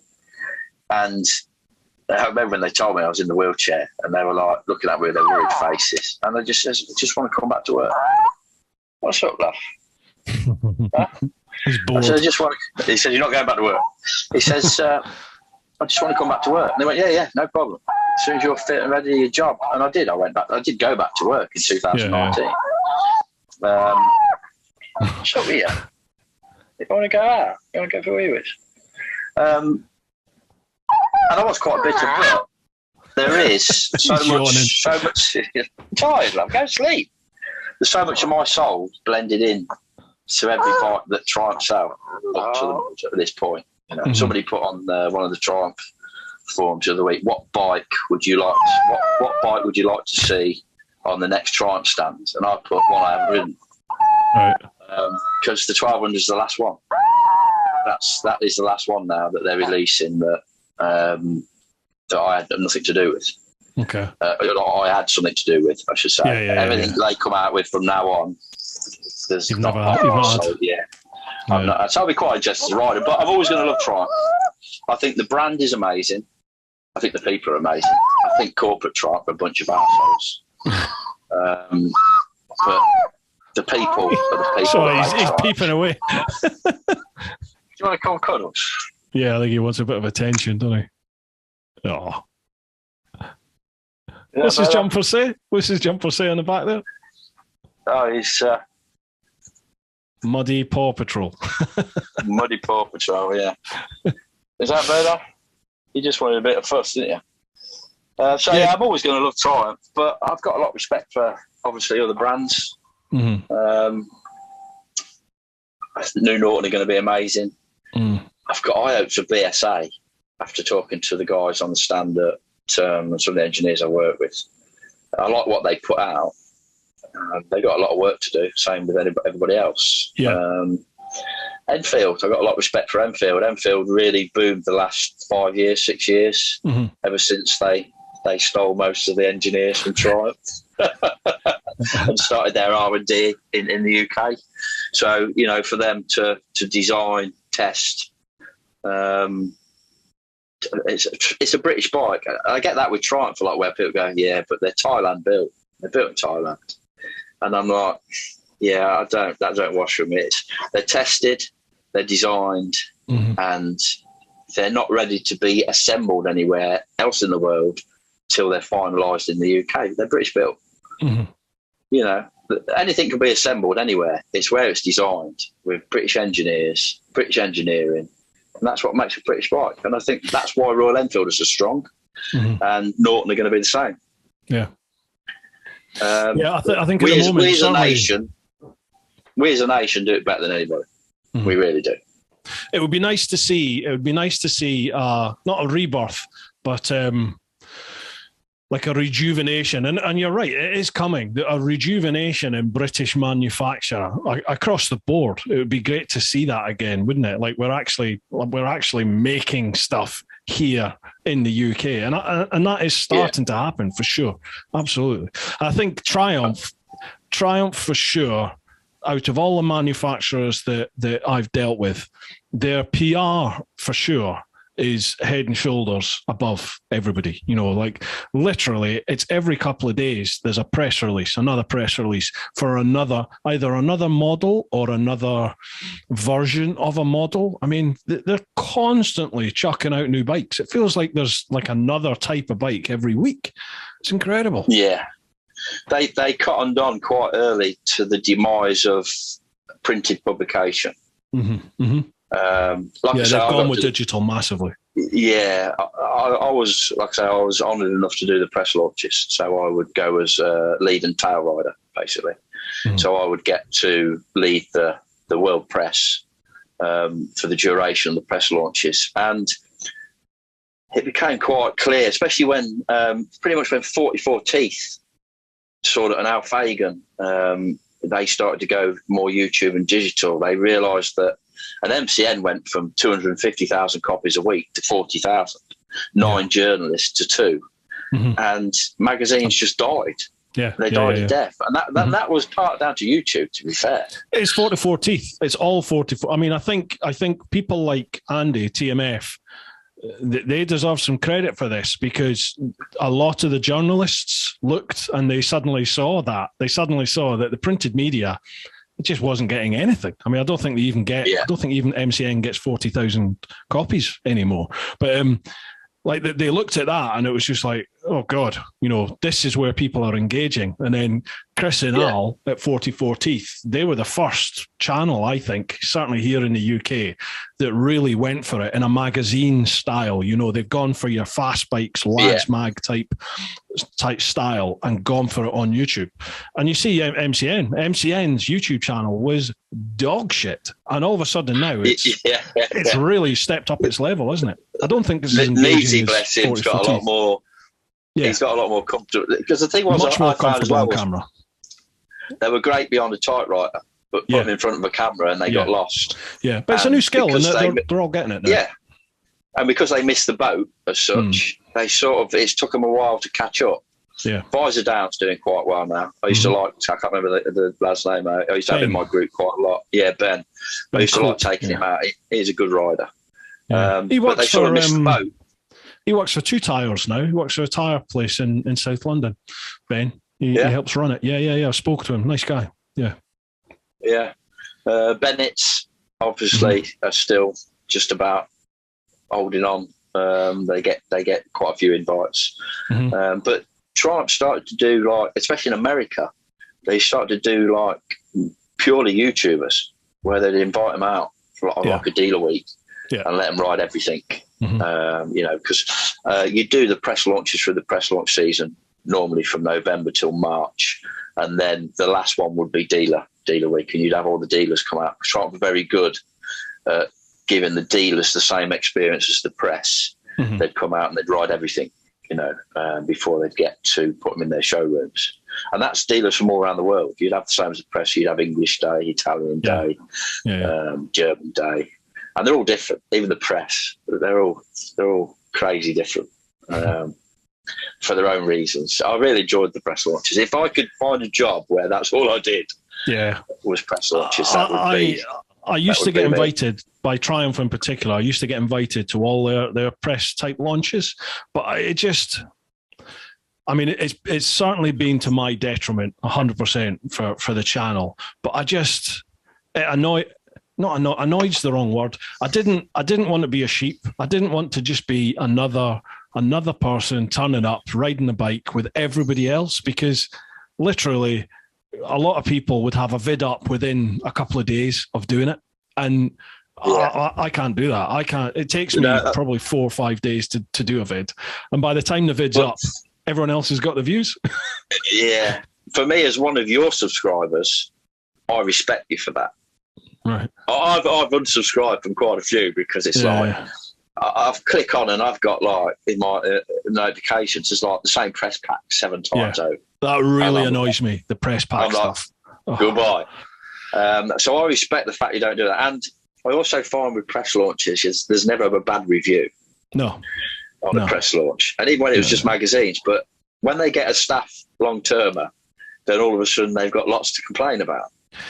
And it's like, who's the guy you had on? Is it Simon Weir? Simon Weir, yeah. Uh-huh. Used to work for Fast Bikes, everything else. Ride Mike. Yeah. Ride, he used to ride, yeah. I had him in my group. In fact, before I had him in my group, before I did press launches, I crucified him at an advanced night where we had a guest speaker. Right. And this before I did press launches, and I said, why is it? And he didn't know who I was. And I was working Triumph at the time, and I says, why is it you never get a bad review on a press launch? But then a month later, you're all slagging it off. And he sort of couldn't answer me. And he was like, and I said, is it because if you slag it off, you're not going to get invited back to the 5-star hotel? Yeah. And he just smiled at me. And then we was on the Tiger 1050 press launch in Nice. And he came up to me and went, I know your face. Mm-hmm. And I went, yeah, you do. Yeah. And we sat down, we had a good conversation. He was a lovely guy. Yeah. And we had a really good conversation. I think that is part of the reason why YouTube took off the way it has done in the bike sector. It was because I think it became fairly obvious in the printed media exactly what you just said. On a press launch, everything's great, isn't it? Because people were wined and dined and various other things, and they had a great time. So why would they say something bad if it meant they were never going to get invited back? Whereas YouTube allowed, like, Joe Blogs, like me, I ride a bike like anyone else does. I've got probably less mechanical knowledge than a lot of other people out there. And for me, I just ride the bike and tell you how I'm feeling, how it makes me feel. I know that winds the journals up to the nth degree because it does, because it's taboo to them. Yeah, because they pride themselves on knowing why the bike makes them feel like that. Whereas for me, to be honest, I don't care why what mechanically is making me do that. I just want to tell you how it makes me feel. That's it. And I think people suddenly swung to that sort of style of review, like a real back to basics layman's term review. And I think we're not that. The journos for sure aren't doing that, but they're sort of, they've adapted, I think, their review style to be much more camera friendly, much more, a lot more engagement, and they sort of, I think they're easier to relate to as a normal person now, rather than just reading it. You're watching it, and it's easy to see when somebody bullshits when they're on camera, isn't it? So. Yeah, exactly that. You can't hide. Your keyboard warrior can say anything. And I think that was a brave move from Triumph to allow that, because it was unknown in the industry at the time. It was, let's try and just get every A-star review we can. Whereas Triumph decided that, do you know what? Everything's going to YouTube. We just need to let them be honest. Yeah. And let the bike sell themselves. And the quality is good enough to do that. nothing's ever going to be perfect. There's never going to be the perfect bike, because how can you make it better the next time? Yeah. But it's also, I've had this from people saying, you've never reviewed a bad bike. You've never said a bad, like, why are there no bad bikes out there? And I'm like, well, because as a layman, as Joe blogs, there's not really any bad bikes out there. There's bikes that aren't as good in certain aspects as other bikes, but I don't think there's any bike I've chucked my leg over in my world where I've just been like, this thing's horrendous. I'm never, ever, ever, ever, ever want to ride this thing again. They've all been all right. Some are better than others, for sure. Some are comfier, some are, punchier, some are more dynamic, some are more luxurious. But I can't think of a bike which is utter dog shit, for sure. That I've ridden. Some might say, well, the suspension on that is fucking terrible, or the fueling on that is fucking terrible, and in their mind, that makes that a shit bike. But for me, it's just like, okay, suspension's not as good. This bike's got better, but oh well. But anyway, sorry, we've got to crack on with questions here. No for 5 hour blooming. That's half an hour to answer one question. Demo Chevo says, after confirming that the GS is actually the best bike in the world, what's the most memorable test ride you've had for all the wrong reasons? Well, we've covered that, innit? That's the one with you. Yeah. I'm assuming that's the one that put you in hospital. Yeah, and I still love that bike. If I could own one, I definitely would. I don't know, that sounds crazy because it's my nemesis, if you like. But yeah, as a bike, when I say it's a bike I like to own, it's the bike I'd like to own where I go in the garage, I flick the light on and I talk to it dirty, and then I take it out on a Sunday and I bring it back Sunday on a nice sunny day and I polish it and I talk to it dirty again and I put it away. And for the rest of the week, I get my 800 Tiger out and I go and abuse it. Right. It's that bike that I just want that relationship with. I don't want to abuse it. I just want to love it and talk dirty to it, and every now and again go out there and rag its arse off, and then bring it back, get it polished, talk to it, and put it away. So yeah, if I had the money, that would be the bike I'd own. Gotcha. Don't really know what else to say to that one. Next one, Adam B. Hello to both of you. I'm a long-time listener, first-time questioner. Welcome, Adam. Do either of you have any biking-related regrets? Mine would be selling the first motorbike I had at 16. It was slow and would have limited use to me today, but it gave teenage me the freedom and independence I craved, and was the catalyst to see me dump time and money needed to pursue big bikes later in life. Keep up the good work. Look forward to listening to the podcast while taking the dog on a long walk. Right, Adam, good question. So, biking regrets. My biking regret would be that I didn't do it earlier. Nice. I wish. I mean, I'm 50 years old now, and I've never given up. If I'd have lost my legs and my arms, I'd have found a way to get back up. I really would. That's for me. It's my passion. It's my release. It revitalises your soul. Yeah, there's nothing, as you know, only a biker will know, there's nothing like riding a bike. I was reborn, mate. Reborn when I you can have all the problems in the world on your shoulders, but you get on that bike and they all disappear, for whether it be half an hour, or a full day's riding. They disappear.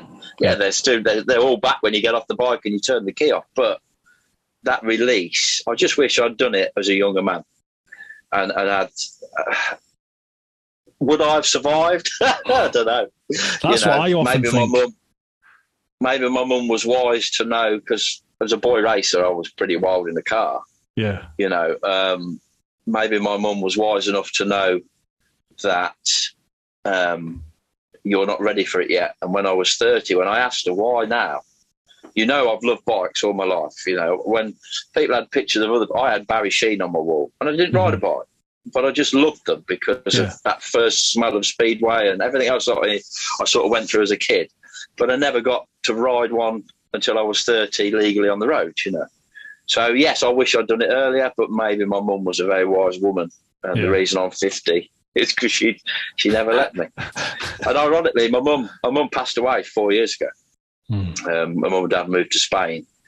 And my dad, he rang me up and he says, because she wouldn't let him have one. She was like, you have one, you old fool. because we used to talk bikes all the time, and she used to just glare, because obviously I was test riding. He'd say, "Oh, what's new? What's this? What's..." Yeah. Anyway, he says, "I'm going to get a motorbike." He's 74. He looks younger than me. I'll call him Dorian Gray. And he said, "What do you reckon?" I went, "Either a Bobber or Bonneville will suit you down to the ground." Anyway, he rings me back 2 weeks later. So I bought myself a bike. I said, "Have you? What you got?" He says, "I bought a brand new Honda Goldwing." What is the first bike? He hasn't ridden one in 34 years. He now looks another 5 years younger, and he's absolutely loving it. Oh, he's got brilliant. a 52-year-old girlfriend, and he's living life to the full. Living the dream now, because, why not? Yeah, and he's joined I can't remember what they're called. They're a Spanish group of riders. He goes out with them every third. He sent me videos. He's even started videoing. I couldn't believe it. He went, he bought himself a little Ghost S Drift. Yeah. And I'm like, and he sent me the videos. And to be fair, his riding, his positioning is really good. And I'm like, do you know what? 74. I hope I'm still riding at 74. You crack on, Dad. Don't put too many miles on it, though. Live your life. Don't put too many miles on it. That's my inheritance. Mate, have you ridden it? He's already got. Not the last two generations. Wow. The one, probably the generation before the last two. A beautiful bike. Honda engineering. The Goldwing, I've said it before on this podcast, the Goldwing is probably my biggest surprise of any bike I've ridden so far. I thought that is not going to be my cup of tea. It's going to be a bag of poo. I'm not old enough. Oh my God, I loved it. It is when you put it on the backcountry twisty roads, that bike comes alive. It's amazing. Whack it in sport and for the backcountry A and B roads, it is amazing. It's boring as sin on a motorway or dual carriageway, but put it on the twisties. Oh, loved it. And it does showcase Honda's engineering, and the bikes that they can produce. Yeah. And then they sort of let themselves down with an Africa Twin, don't they? How can the Goldwing be that good and their adventure bike be not? It's not bad because there isn't a bad bike. You're right, but that for me, that bike could have been so much better because it was an icon. You can't you can't bring that bike back and have it worse than what the original one was. The other one had more soul. Yeah, in terms of like road riding, not off-road, but road riding in that a big adventure bike sector, I put the Africa Twin just above the Triumph personally, because although I think that the Triumph is a better bike and it's probably, it is faster, it's a bit more dynamic. The engine on the Africa Twin gets me. It's that engine note. It's just got a bit of soul. Whereas the Triumph is so smooth. It hasn't got soul. Whereas the Africa Twin does. But it's so. But then after soul like that, isn't it? Yeah, but then after an hour, that seat makes you realise that you don't care what it sounds like. You just want to get off it. It is the most uncomfortable seat I think any bike in the world has. I think I would rather sit on a plank of wood than that Africa Twin seat. It's horrendous. Exactly that. I don't know what it does. I mean, the first 20 minutes, you think, "Oh, this is lovely. I don't know what everyone's moaning about." Yeah. And then like a switch goes, isn't it? Yeah. And it just starts sawing off the inside of your life. So what's your biggest regret? God, biggest regret. I don't like to have regrets, so I try not to dwell on them. Really, I just sort of, move on next, do something better next time. God, bikes. I think I regret buying a Tuono, because the ownership experience was so bad compared to the riding experience. Like the engine, that V4 Tuono, the engine is amazing. It lives, it breathes. It is incredible. And when it's working, I think it's probably that and the new Super Duke are two of the most engaging bikes I've ever ridden. They gripped my soul. You're saying about, bikes that you want to fiddle with and turn around and have a look at. Those two bikes for me were just like they're my Italian hookers. You know, I look at them and just, oh yes, yeah. I'll have an evening with you. But so, if you're watching, Mrs. Teapot, sorry.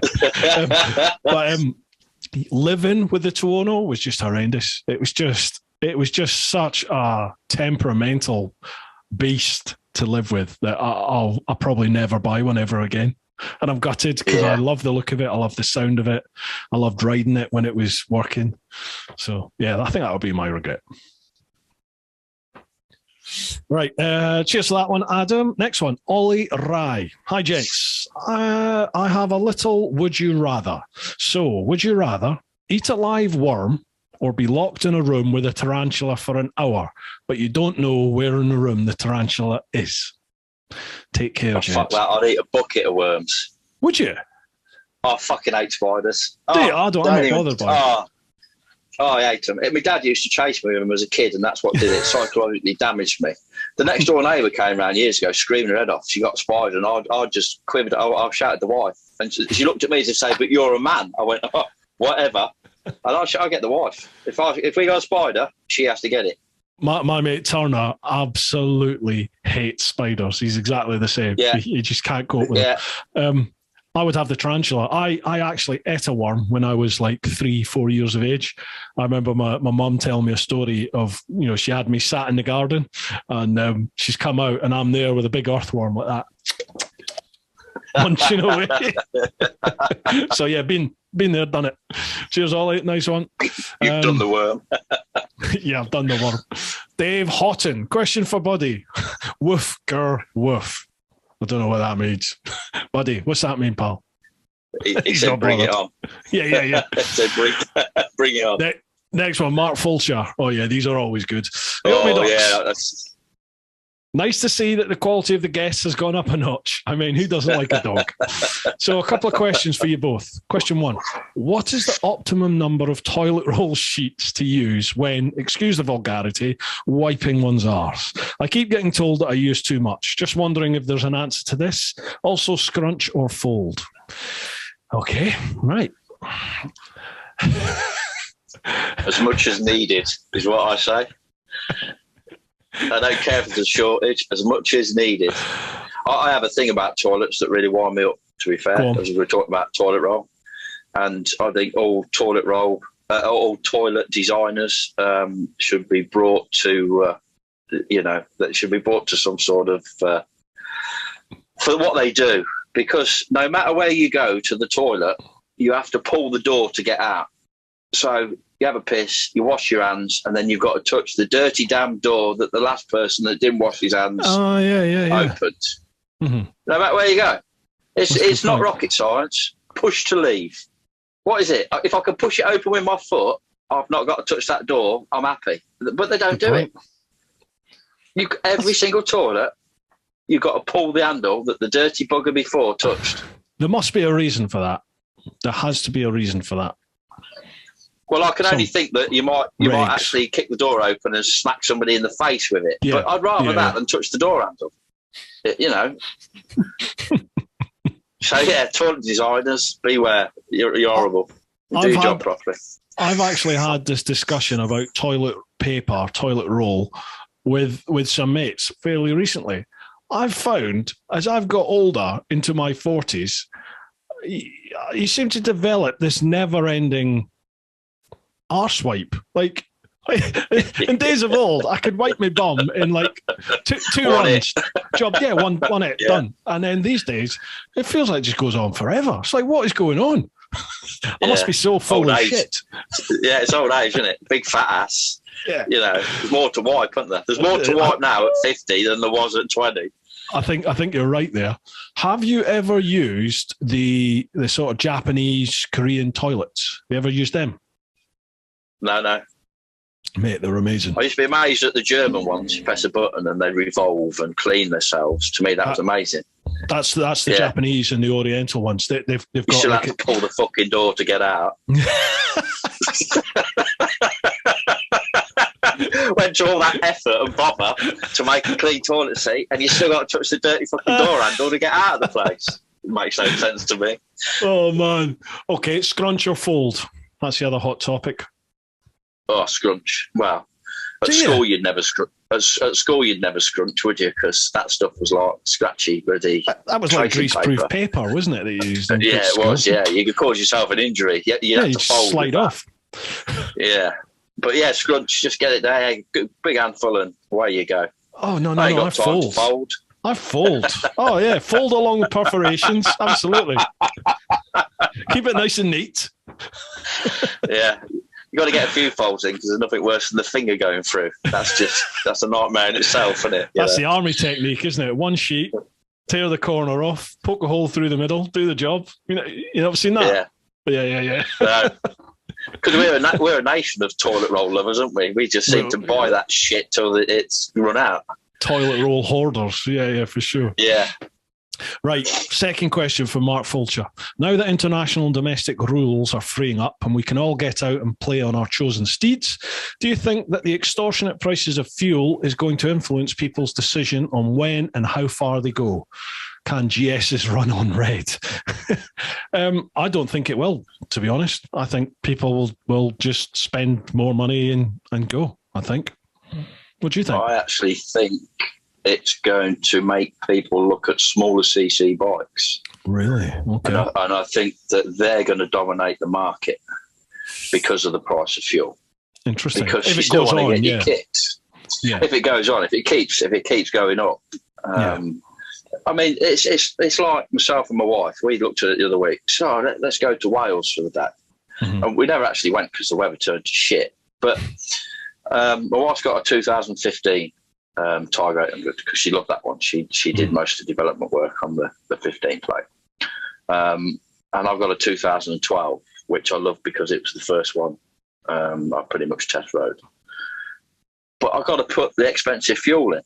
So it's 25 quid a fill. Mm-hmm. So one tank is 50, or both bikes, that's 50 quid.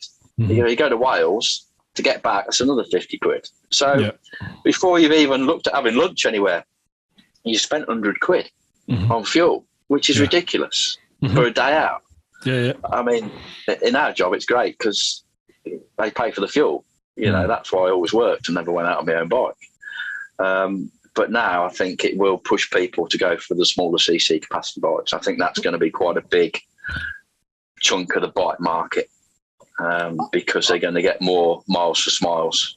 Yeah, I think if this continues, the high fuel prices, if it continues for any length of time, then I totally agree with you that I do see that happening.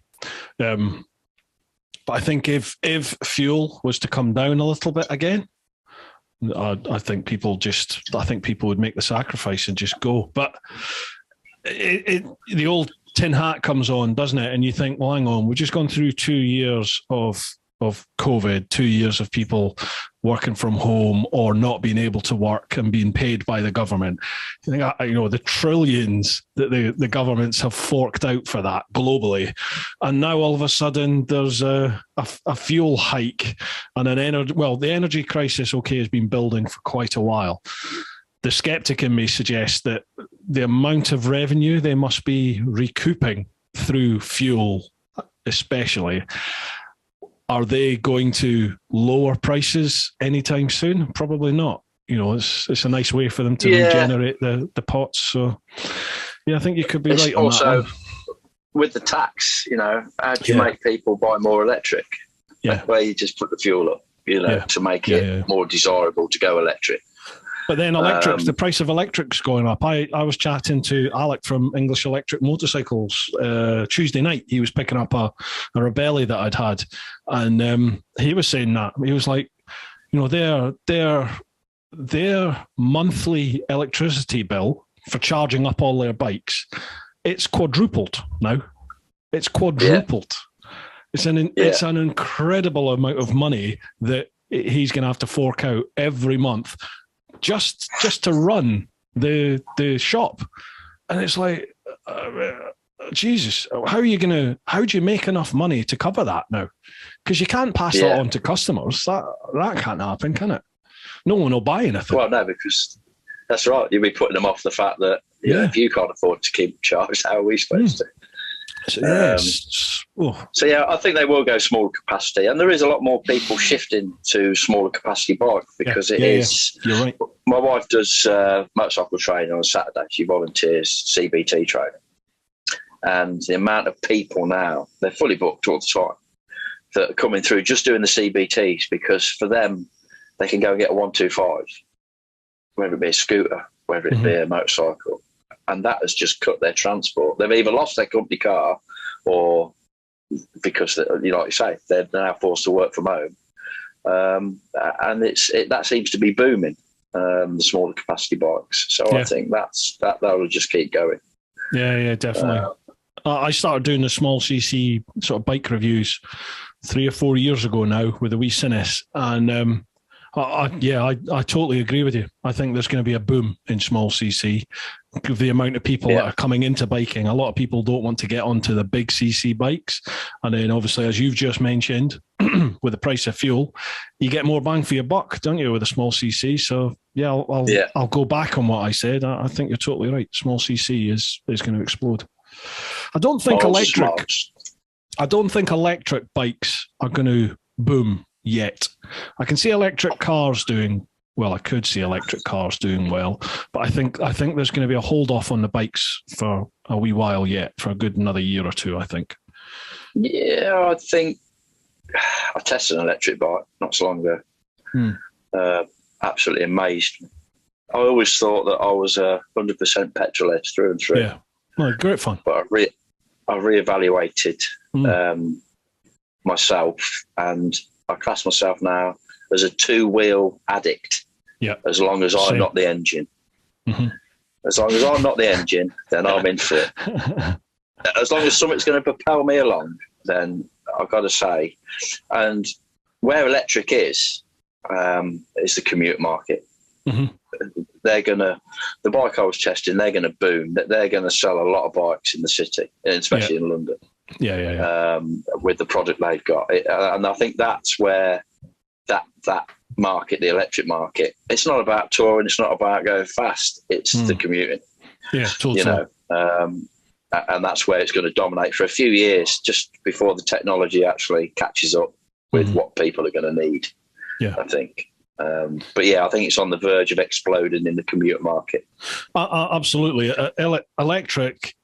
Electric belongs in the cities at the moment, for sure, certainly in the bike world. I've had the Energica Rebelle a couple of times now, quite a few times now, and they claim like a 400-kilometre range, which when you take out onto the open road and ride it like you would a petrol bike, you know, for shits and giggles, nowhere near that. You know, you'll maybe get 100 mile, but put that in the city, you'll get 400 kilometres out of a charge. You know, what's that, 250 miles, 260 miles you'll get out of the bike. Yeah, it's one bike I'd like to ride, have a go of, but the price, I love it. The price and the fact it's Italian. I mean, come on, electrics, Italian. Have they ever gone hand in hand? I don't think so. I have been riding electric. I'm saying riding. I've had electric bikes for review since 2017, 2018. I've done a load of different Zeros, a load of different Energicas, and the Harley, the Livewire. The only bike I've had a technical issue with is the Zeros. The Energicas, touch wood, no problems with them. No problems. Yeah. So that surprises me, that does with Zero. But then, if you look at it, the Energica comes from the Moto E background. They were the Moto E bike, weren't they? Obviously, I think Ducati's taken it now.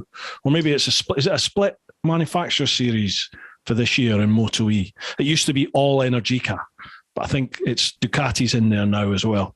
But anyway, they had a catastrophic issue in their first year, 2018, 2019, with Moto E, where the whole factory burnt down.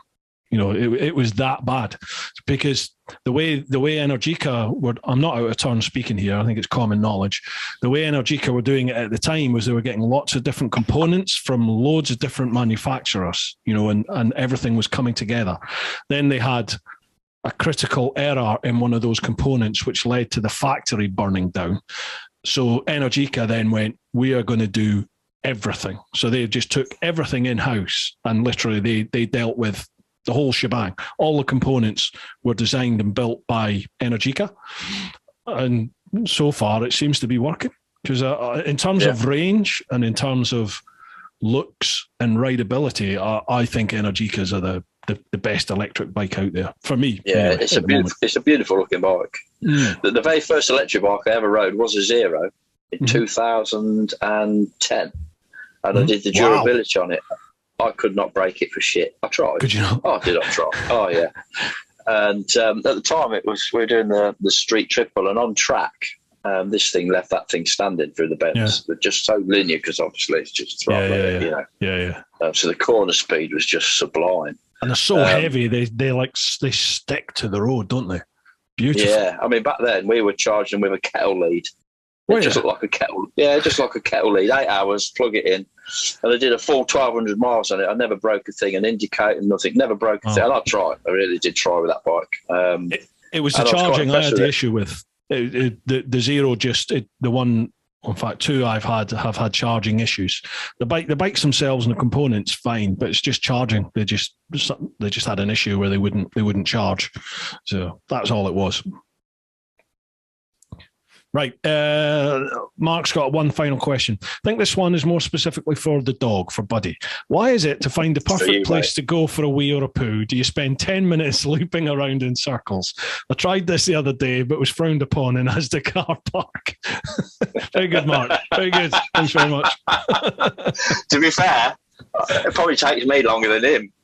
You know, if you caught short, it takes me that he just do it anyway. He don't care. He'll cock his leg up if you stand still long enough. Yeah. The only thing he don't piss up is my bike. To be fair, he's never pissed up the bike. No, I'm quite impressed with that. Well, I suppose that's his territory anyway, isn't it? He spends so much time in it. Yeah. So it's already his. Yeah. Yeah, pretty much, yeah.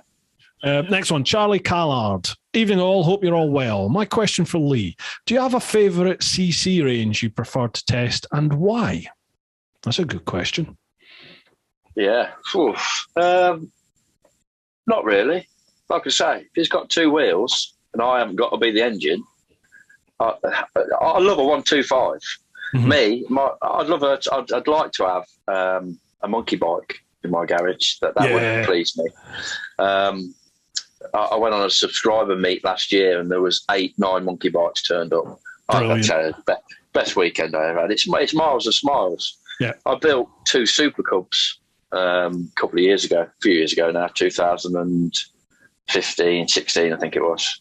Wife still got hers. I had to sell mine, unfortunately, when COVID times it hard. I'd say I'd never sell them. But, they've got 140 Moto Psycho engines in from the Isle of Man. There's this bright pink with flowers all over it. I said, what bike do you want, my love? She says, I want the push bike that I never had as a girl. So I built it for her.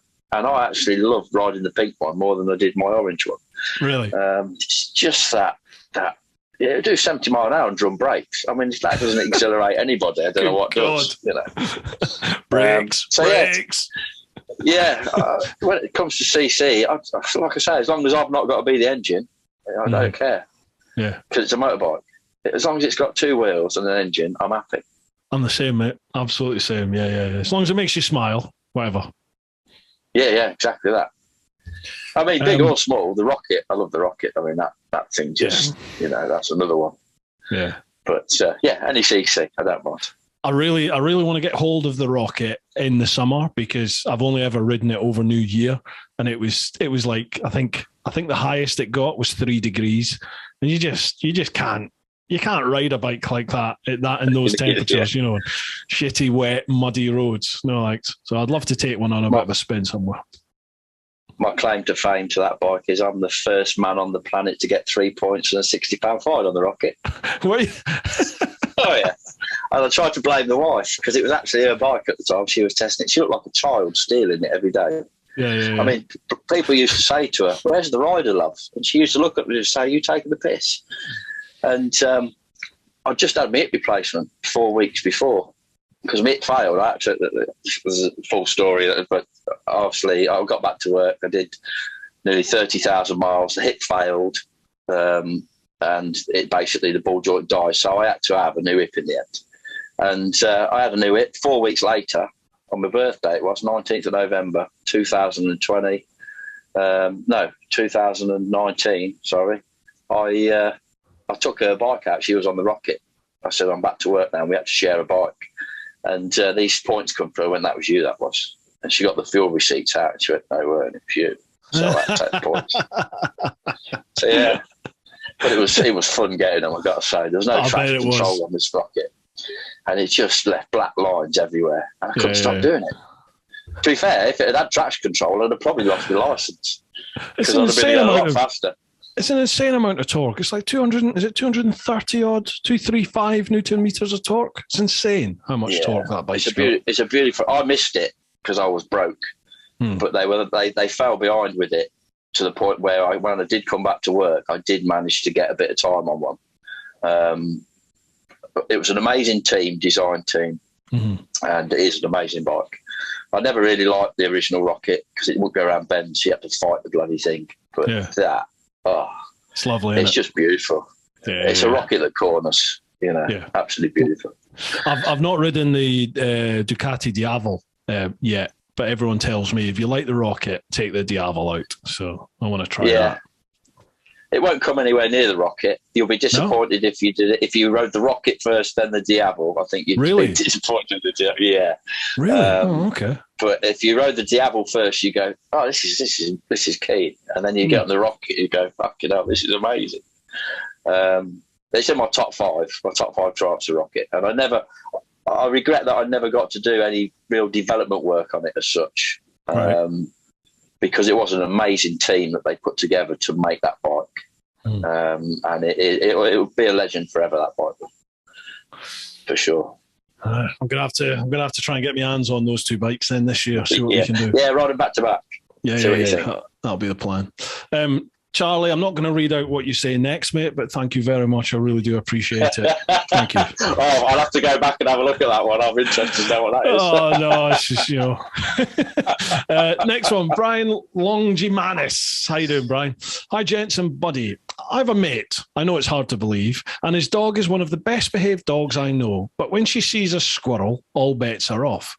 A question for Buddy. Do you have an arch enemy in your life? Yeah, my wife. Oh, she can't get near me. Really? And it's her fault. She put us together. Yeah. Now, if she asks permission, like if she goes to him first, he'll let her sit down next to me. But a lot of times he'll either be in my dressing gown or my jacket. You don't actually see him. He's just in the way. As soon as she comes within 2 foot, there is a video on his Facebook page. And all she did was touch my hand. Oh, he nearly took it off. Really? Oh, yeah. He'll go for everybody. And the thing is, he'll go for a daughter. And it's like, you just need to stay away from him. Now, when we're out and about, he's good as gold. He doesn't have a go at anybody, But when he's home in his own territory. Yeah. Oh, yeah. There's like, don't come and sit next to you on the settee. He will try and rip your throat out because you're too close to me. He's like that protective. Wow. And I find it funny. And my wife will go, he bit me. And I'll go, to be fair, he didn't draw blood, so it don't count. And it's just the way he is. I say, he's got issues, hasn't he, mate?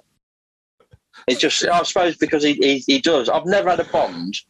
I've had dogs all my life. Yeah. I've never had a bond. My lad can't get his head around it. He's like, Dad, you're a big, ugly, tattooed biker. Why the fuck have you got a fanny rat? Fanny rat. You should have 2 pit bulls on chains. You should growling. You got a chihuahua. That's the way. And I got a fanny rat. What? Sorry, mate. I didn't mean to call him a fanny rat. Yeah, he calls him a fanny rat. Yeah. Oh, yeah. Sorry, I didn't mean it. He said it. And yeah, I mean, some people probably find our relationship quite strange, but like I say, he's got me through some dark times. He really did. Yeah. And that's the bond we got. When he goes, I don't even think about it. I mean, just don't think about that sort of stuff. Oh. They live 20 years. Wow. So I've already told the kids, look, be nice to him, be nice to your brother, because he inherits everything. You want to live in this house, You be nice to the dog. Because if he wants you out, you're out. So, yeah, I do love the bond that we've obviously got, you know, for me. I miss him all day when I'm at work now because I can't take him with me. And when I get in, it's just cuddles. It's like, oh, where have you been? If I go out on the bike, it took a bit to get him used to work bikes because he was like, why aren't you taking me? Mm-hmm. And then he realised that the Tiger 800 is his bike. If I get that bike out and I don't take him, he's gone. Yeah. If I don't take him, don't come home. Because he won't come near me for days. He's like, you took our bike out. He gives you the cold shoulder treatment, does he? Yeah, totally. I took it to tyres. And then down the road, took 2 days. Because I took our bike, or his bike. So, yeah. So, sorry, next question. Well, Brian's got a question for you. He says, where do you see the bike industry in 5 years' time? I think it's going to flourish. I think it really is going to boom. More so the comment we made earlier, because I think that it's a transport that a lot of people are going to go to that probably wouldn't have done in the first place, but because now they're looking at, they don't want to get on trains, they don't want to get on buses. That's you hear that in the news every day. They're travelling again, but they've lost the confidence. Yeah, it's amazing what COVID has done mentally to people. My daughter's not the person she was. My 15-year-old daughter is a shell of the girl she was. Oh yeah, her confidence is coming back slowly, but and it's not just her. You look round, it's all that generation, the ones that were teenagers that never got to be teenagers, that are just living in fear of the world, and mentally it's destroyed them. And I think that's the same with a lot of generations when it comes to confidence in getting on buses. I'm still sanitising my hands everywhere. And I'm having to look for it now because it's not quite easy to find as it was, but it was everywhere before. Yeah. And I said to a woman today, it's just have it. Because I said, have you got any hand sanitizer? And she went, no, I haven't. She said, we haven't had any for a couple of weeks. But it's habit. And I think people's habits are going to change in the way they travel. And as a second vehicle, I think motorcycles are going to fill that gap beautifully, to be fair. Yeah. Whether it's electric, whether it's small CC for the commuter market. I think a lot of youngsters now are actually starting to look at motorbikes, whereas they got put off for a few years. I do think they need to change the test system. I think it's ridiculous. Yeah. The way we've set our testing system in this country. Yeah. It doesn't encourage anybody to want to get on a motorbike. No. And it doesn't help them either. For me, I'd rather see a full A2 bike test, and then I'd like to give them 12 months where they've got to go and do their advanced. And if they complete their advanced training at their own leisure, within that 12 months, that automatically shoves them up to a full license. Yeah, they've not got to take another test. Because what they teach them to pass a test, that's ridiculous in itself. I know that they've got to just teach them to pass a test, but there's so much more they could teach them, but they don't have to. Yeah, they don't teach you to ride a bike safely, and they don't teach you positioning and like roadcraft. They don't teach you the ability to read a road that's going to keep you hopefully alive, and fairly safe. They don't teach you that, do they? So, no. I mean, but then with a car, they don't teach you that either with a car. It's basically, what is the bare minimum we can teach you to get you on the road so we think you're safe to other people, and then it's over to you to figure out how to be safe yourself, isn't it? Basically, that's what it is. Yeah. And it's so heavily penalised against bikes compared to car. A 17-year-old can go out and do a bike test, and if you've got the money, you can go and buy a blooming Bugatti Veyron if you want, straight away. Yeah, if you've got the money to insure it and buy it. Whereas with the bikes, there's all these restrictions, and I don't think that's right. I have said in the past that maybe that is right to keep people safe, because when you are younger, you maybe still have that. You haven't got the what's the word?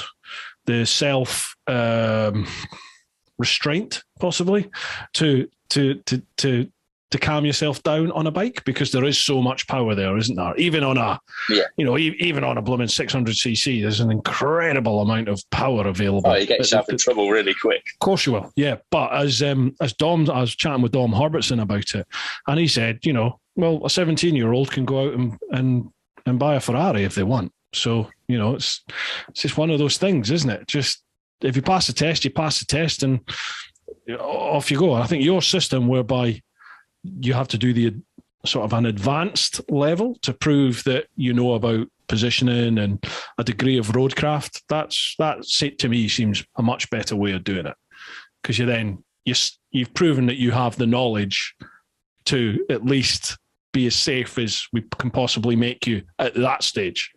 Now you go off and learn. Yeah. We'll give you the A2 license. Now go and learn your craft. And when you've learned your craft, come back and we'll give you a super bike. Rather than do an A2 license, come back in 12 months and you can do the same test again to prove that you can ride a bigger bike. So I've just got to do a slalom in a car park. This is coming from a transport industry that hasn't changed legislation for decades. I think it was the 1960s was the last time the law was changed, and that was you have to wear gloves. Before that, it was a crash helmet. But pretty much, you can ride down the road naked as long as you've got a crash helmet and gloves on. And gloves, yeah. We're decades on, and you're still in the dark ages. At least see approved kit from head to toe. And if you're caught not wearing it, my lad had a scooter, and the very first day I caught him in shorts, I took him off it. I'm not one to preach what everybody should wear. You see people in shorts, but I think if you instill it into them when they're young, when they're going into the scooters, they'd save the NHS millions. The amount of skin grafts they wouldn't have to do. And there's plenty of jeans that are CE approved. And trainer boots that are CE approved. It doesn't have to be your full Gore-Tex touring suit. There's trendy kit out there. You just got to sort of implement the fact that they need to wear it. Yeah, and it's the kit wise, it's getting much better, as you said. Like even just jeans nowadays, biker jeans nowadays. A lot of the time, they're good looking jeans. And the problem I find is they're all fucking skinny jeans. Trying to find like baggy boot cut biker jeans today. I can't find any. They're all skinny, because I've got big thighs and big calves, and obviously a big waist. But even if I get a big waist, the legs are still too thin for me. I can't get biker jeans to fit, sadly, at the moment. But anyway, I've got to lose a bit of timber. Yeah, crack on. Right, last one of the Patreon questions. Like I told my wife I'd be done by 9:30. That's not happening, dear. Sorry. Yeah, but she knows you're full of shit by now. We're 80 podcasts in. Exactly. And she just nods at you and goes, "Okay, my love, I'll see you tomorrow." Yeah, absolutely. You're not wrong. Last one of the Patreon questions. Jason Smiley, even in all. How you doing, Jason? For Lee, do you know how many bikes you've tested? And could you pick out a top 5? Oh, blimey. There's a fair few, to be fair. I couldn't put a number on it. And so many different tests as well. But my top 5's pretty easy. They're all triumphs, to be fair. Oh. Yeah, I'm sorry. My top 5 triumphs. Number 1 is, we'll work backwards. So number 5 is the Rocket. Because that is just an awesome piece of engineering. Number 5? Wow, okay. Yeah, it is number 5. Number 4, I put the whole 800, including the 900 Rally Pro. I put the whole Tiger, because I worked on all of them. And every single one gave me the same sort of just love for that machine. For different reasons, as they got better and things changed. For me now, I do think there's a bit too much technology on bikes, but that was fly-by-wire. Fly-by-wire just opened up a whole new era of motorcycles. So that's number 4. Number 3 is the Thruxton. I love that as well, because that is a wolf in sheep's clothing. That is, I used to go out looking for victims on a Saturday on sports bikes, just so I could come past them through the bends, old man on an old man's bike, and they just couldn't get their head around it. And the torque on that bike, it's just good looking bike as well. Yeah, and to be fair, that was, out of all the press launches I've done, that's the most memorable press launch ever. It was electric. There was journalists trying to buy them with their credit cards at the coffee break. They were really that. They're all walking around with hard-ons, because at this point, this was like, you've got the old Thruxton, the 8 whatever it was, which was, it was a half-decent classic bike. But the new Thruxton just catapulted Triumph into a different league. In 2000, end of 2015, 16. So yeah, that would be number 3. Yeah. Number 2 is the Bobber. Never ridden one. Never ridden one. I did. There was only 2 test riders that wanted to do it. The original one, me and another guy called Wobbles, who's a legend. He did 68,000 miles. I think I did 45,000 miles on a Bobber. Jeez, the most I did in a day was 700 miles. I rode back from Barcelona to Calais. I was done. I walked like I'd been riding an horse for 2 weeks the next day. And it was -4 all the way back. Jesus. But what an amazing bike. I love that bike and the engineering that went into it. And then number 1 is the Speed Twin. Again, never ridden it. I hit one. Yeah, a rear-ended one. You should borrow Mr. Flyers. Yeah, he'd be nervous, because I think he looks at it like it's his porn. Yeah. And I get it, because that's, for me, even though it tried to fucking kill me, and it's the only Triumph that's ever tried to fucking kill me, I love it. Yeah. And that's the thing with testing, you see. What happened to me that day will never happen to any Triumph customer ever, because that problem was resolved. All right, it meant I had an accident, but that's the whole point of the job, isn't it? That's the whole point of the job. I never got a penny for that accident. I never expected a penny for that accident, because as a development rider, that's what you sign up to, and that's what that's part of the job. Is we're making the bike safe as we can for the public to enjoy. That makes motorcycle industry a lot safer, and it is so safe now. Motorbikes aren't dangerous. People are dangerous. Yeah. I don't believe there's, apart from the Norton V4, if anybody's got one, don't ride it because you're not allowed. But I don't believe, apart from that bike, there's any dangerous bikes out there, that are maintained. There's no production bikes that are being sold that are dangerous, because it's people that are dangerous. It's not bikes.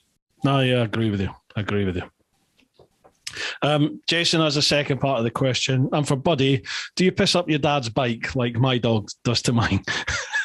No, he likes your bike, doesn't he? Well, it's his bike, isn't it? Yeah, he did piss up my leg once, but I had left him, and then when I come back, he pissed up me. Is it out in disgust? You deserved it. And I sort of took it on the chin. Yeah, I took it on the chin. I apologised. He pissed up me. I apologised. That's our relationship. I just realised we haven't done a sponsor readout in ages, have we? And no. We better crack on.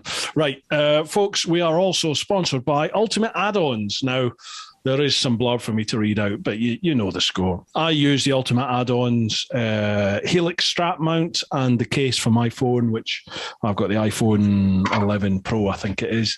So basically, they do dustproof and shockproof cases for all different types of phones. They also do a generic one. So you look for the specific case for your phone, and then you have to find a mount. They do a whole different range of mounts. I use, and the one I swear by, the only one I'll use, is the Helix strap mount, which is in their pedal bike, the bicycle section. And it's just like a ratchet strap with a mount, and you attach the case to it. And it allows me, as Lee is showing right there, right now, I use it because I can attach it to just about any bike out there. And most importantly for me, in 4 years of using it, I have not had a single issue with the camera. There's people have issues with vibration affecting the camera on smartphones. I've never had that when I've used a Helix strap. The only time I've ever had that is when I've used a different mount. Use the Helix strap, whatever case it is for your phone, bosh, job done. They also do mounts for action cameras and things like that as well. Head to Ultimate Add-ons, so it's just ultimate with ADDONS.com. If you use the code TeapotOne with the number 10, so TEAPOTONE with the number 10, you'll get 10% off any of their range. That also works on the Dango website as well. Dango Design do the big sort of crocodile clip that you can attach GoPros and other action cameras to. So you don't have to have a mount anywhere on your lid. You just put that clip on there, or you can attach it to any part of the bike as well. Again, Teapot 110 will get you 10% off of any of them. I better do another sponsor readout because we're cracking on with the podcast and I forgot. We're also sponsored by the Influencer Store, and I'm going to read out their blurb. Influencer Store helps you build your brand, big or small, providing you with a solution and apparel. We help you to increase your fan base while supporting you with starting your own influencer clothing line with nothing more than just an idea or design, and there are no hidden costs. For more info, come check us out at theinfluencerstore.co.uk or drop us an email at online@influencerstore.co.uk for more information. If you've bought any of my merch at TeapotOne.com, all of that is dealt with by the Influencer Store. If you want a merch line or you have one at the moment and you're looking to change, I totally recommend them. All I do is every month I just get, like a commission, a percentage commission on any sales, and it comes in. You will earn more if you go with people like Teespring or Spreadshirt or any of those lot, but their quality is poo. It really is, compared to the stuff that the Influencer Store do. I had people complaining about Spreadshirt and Teespring type of garments, 3 or 4 washes, like details were coming off, or the T-shirts were shrinking or going all misshaped. I didn't want that. Influencer Store, they do Richie Vita's stuff as well. I think they do Lamb Chops and TMF as well now, a whole host of other people. Good quality stuff. If you've bought it, gets my seal of approval anyway. Right, dude, apologies for all that. Let's crack back on. So how are you for... The Influencer Store is going to be the way I'm definitely going to go once I do get into merch. I'm nowhere near big enough to even attempt that yet. And as for Ultimate Add-ons, what a company they are. Brilliant, aren't they? British company as well, Scottish. Yeah, I had my first one in 2012, and you could only ever find them on eBay. They just started doing Phone Pacific cases. And I've had one, it's cost me a bloody fortune, Mike, because I have a new phone. I mean, the first one, people used to laugh at me because I've got an iPhone 6 Plus. Yeah. And the Ultimate Add-ons case, you could kill somebody with it. You could pretty much beat them to death and then ring them an ambulance, or beat them to near to death. But amazing, I've never had one fail in all the cases I've had. And I've done a lot of miles with them, to be fair. Yeah. And like you say, they've never damaged anything. I'm on an iPhone 12 now, and I'm still putting it in my 11 case with a bit of tissue just to wedge it in. Sure, I can't afford a 12. I'm still on the 11 Pro, me. But amazing company, and he's a lovely lad. If you ever see him at the bike shows or anywhere, go and chat to him, because do you know what? They are expensive, but you pay for it. With anything within the motorcycle world, you get what you pay for. Absolutely. And what I really like about them is that, they listen to feedback. When you give them feedback on something, they're on it straight away, which has been good for me. I've enjoyed that.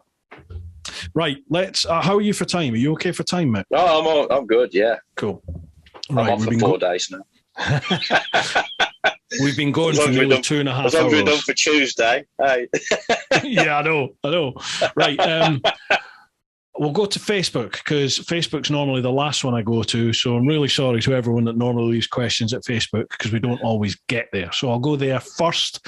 I don't know if we're going to get through them all, but we'll see what we can do. So that is facebook.com/TeapotOne. I'll leave links for all of Lee's socials as well. First one, Richard Higgett. It's Bandit Man. How you doing, Richard? He's a top guy. Good old soul, he is. He's a lovely fella, isn't he?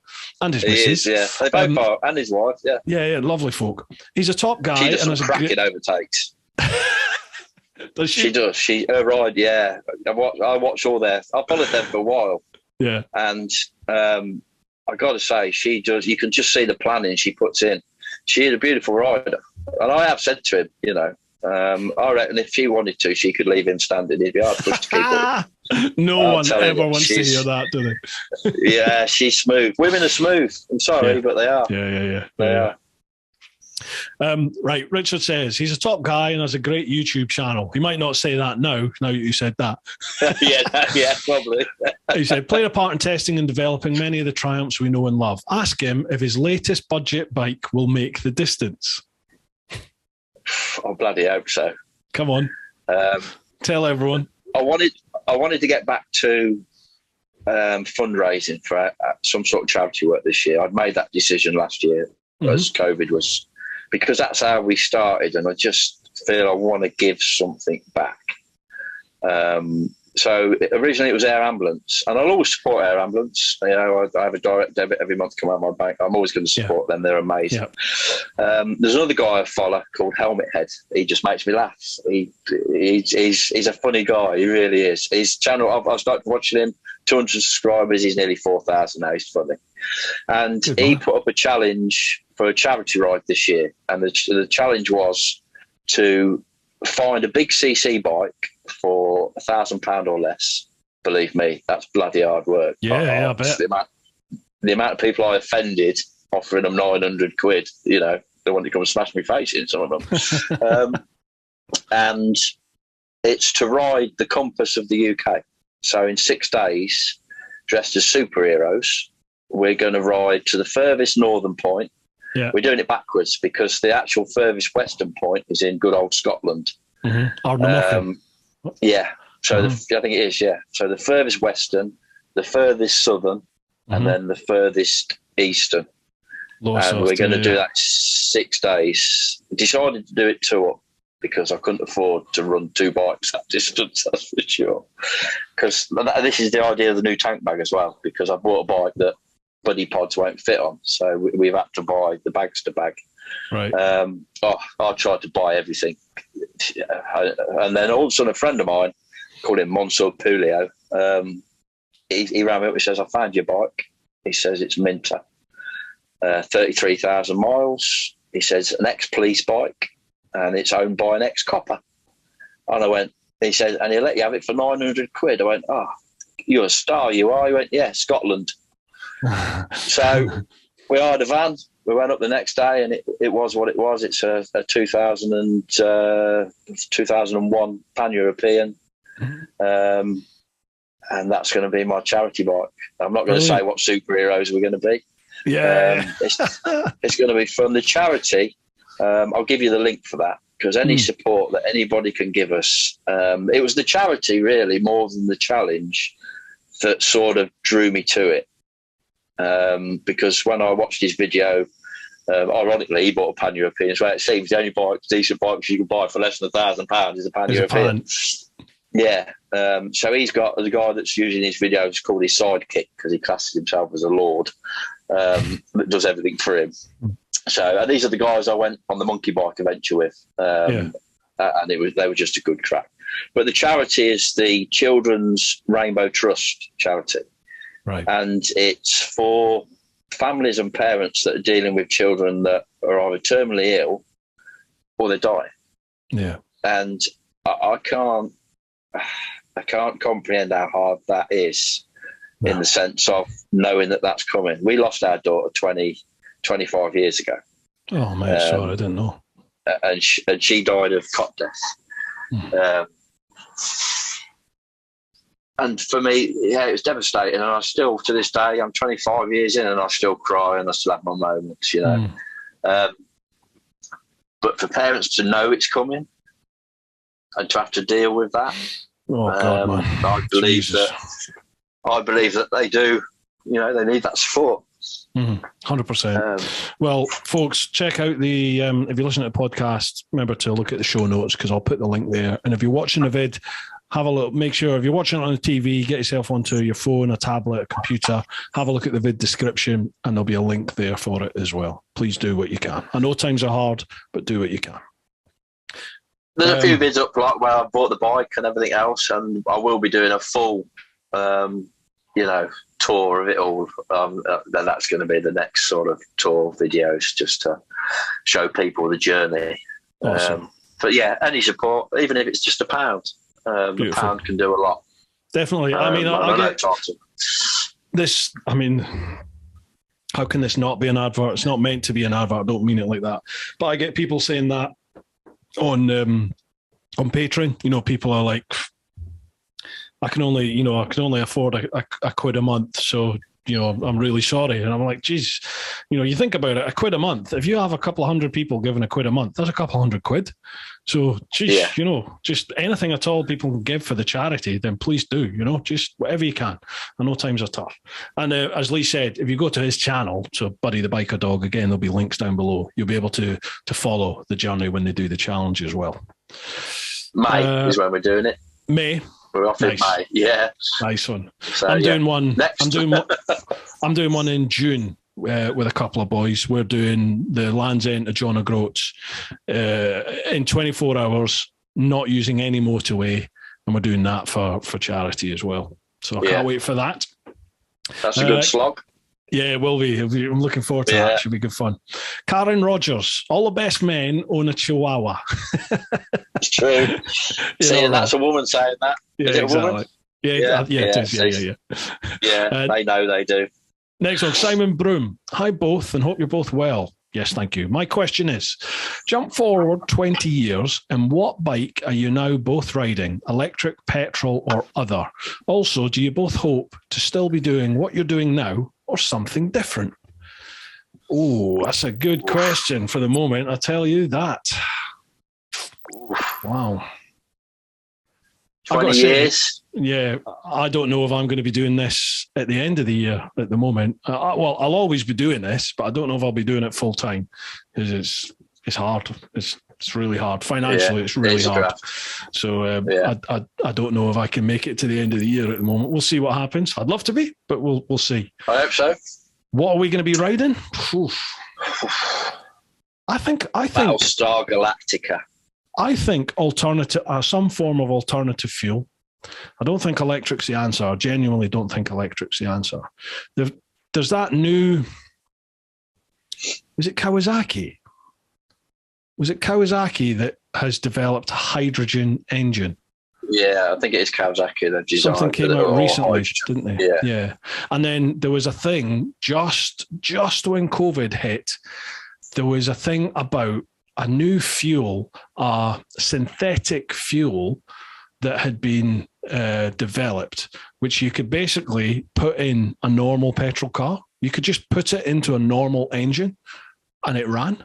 And the only byproduct was H2O, water. Yeah. See, that's all gone that would be the best definitely outcome. But it's all gone very quiet now. But with a different fuel. Yeah. But it all seems to have gone very quiet at the moment. The old tin hat comes on, doesn't it? And you think, because there's so much money involved in energy. So yeah, who knows? There's so much money involved in fuel. Yeah.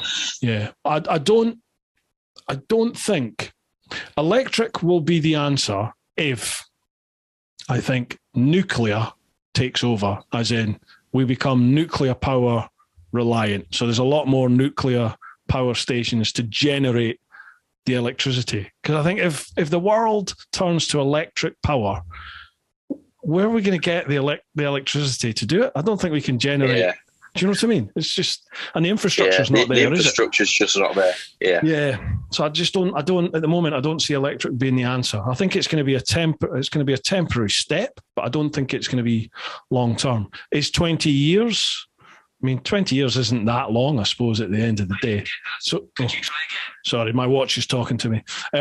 So 20 years may well be within that stepping stone to whatever it is that we're going to. I don't know. What about you? What do you think? As for bike, I'd like Battlestar Galactica. Do you remember them bikes? Run out of road, you could just take off. Find your own road. Find your own twist through the clouds. Yeah, that'd be amazing. A motorbike in the sky. Imagine that. I mean, wow. I mean, we've got freedom. You feel free as it is on a motorbike. Imagine if you could just go off up into the sky, into the heavens. Oh, 3D motorbike. The road ends and you carry on. Wales would be amazing, wouldn't it? Wales would be just open up a whole new genre of amazingness as you just sort of take off over a valley. I'd still hit a mountain or hit a sheep up in a hill somewhere. Yeah, jumbo jet. As for what will I be doing? Well, I'm definitely going to be riding to the day I die. I think it'd have to be something really catastrophic to stop me doing that. Am I going to be testing? No, it's not it's a young man's job, to be fair. Right. And there's not a lot of work as it is. But what would I like to do if I wasn't test riding? Probably own a cafe, a motorcycle cafe. Yeah. So I could stay in touch with the biking community, because they're an amazing community. Bikers are amazing. They really are. For me, you can chat to them all day. You've got something in common. You know, you've got a love. Doesn't matter how old, where you're from, how limited your language is.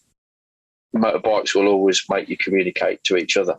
100%. And my first trade was chef, so I think I'd like a buddy shack. Nice. Yeah. You've thought about this, haven't you? Yeah, because I'm not going to be able to test forever. I'd love to think I could, but do you know, to do 400-500 mile day every day, day in, day out. It's hard. It's hard going, that. It is hard going. I mean, I decided the other week, and I walked away from it. But the thing is, I've got to an age now where I don't bounce anymore. Yeah, I sort of slam. Yeah, I know. Yeah, the bouncing days have gone. I can sympathise with you there. I was doing an off-road day on Friday down in Salisbury Plains, and I came off, and I remember the feeling as, you know, when you get to that point where you're just like, I've got to abandon ship. I have to jump now. And I remember just sort of chucking the bike to the side and coming off the bike and just thinking, my shoulder's coming out, because I'm going to rugby tackle the ground and my shoulder's coming out. Oh, no. And thankfully it didn't. But you're right. You just don't bounce as you get older at all, do you? No, everything hurts. But it doesn't put us off. That's the thing. God, no. No. Once you're a biker, you'll always be a biker. I mean, look at my dad. You know, all right, he was banned for a few years, but he's back on it now. Absolutely. It's in the blood, isn't it? Yeah, 20 years maybe. I'm flipping burgers and chatting shit. Oh, back in the day. Oh, I tell you. You youngins have got it easy. Yeah, you youngins can't ride for shit. Yeah, that's flying about in the sky. Oh, back in my day, we had roads to ride on. and rubber. Yeah, exactly. Nice one, Simon. Good question, pal. Good question. Anders Holtman, which intercom do you use with your pillion rider?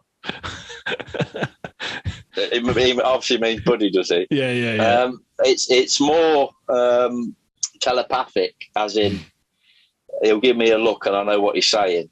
Right, he'll look at me and I know I've got to overtake the idiot in front of me because we've been sat behind him for 3 bends. And if I miss an overtake, he gets the right grump on. It's quite critical, because he's. Oh yeah, he'll look at me and he does. He looks round as if to say, "Pull your finger out your ass. What are you doing? We should be in front of this muppet by now." I know, mate. But you know, you can't always do it safely. You don't see it. Get him a little IM or a ROSPA high-vis vest. Yeah. It's like he's in control of the speedo because I can't see it. So if we ever get pulled, it's like you can talk to him, mate. He's in charge of the speed. It's his fault. He told me to go faster. Roy Holdings asking, what kind of crash helmet does Buddy wear? We mentioned that earlier, didn't we? Yeah, I've really, because he's so small and he is very small for Chihuahua. So I've got like this one, which is still a little bit too big. And I don't know if you've ever seen Motorbike Millie. I did get him this one.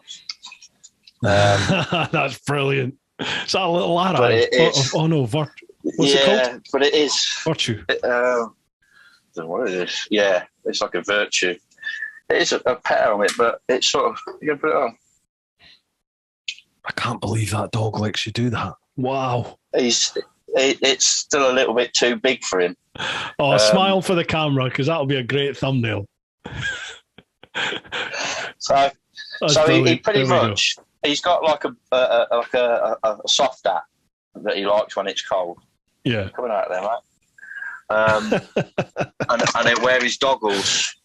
I'd love to get him a pair of rec specs because they really do invest in the testing for animal welfare when it comes to the goggles. They make them for the military. What are they called? Rec specs. They're an American company. They make them for working military dogs. Okay. You know, bomb disposal. And they're a perfect fit for the dog's face rather than goggles, because goggles do put quite a bit of pressure on.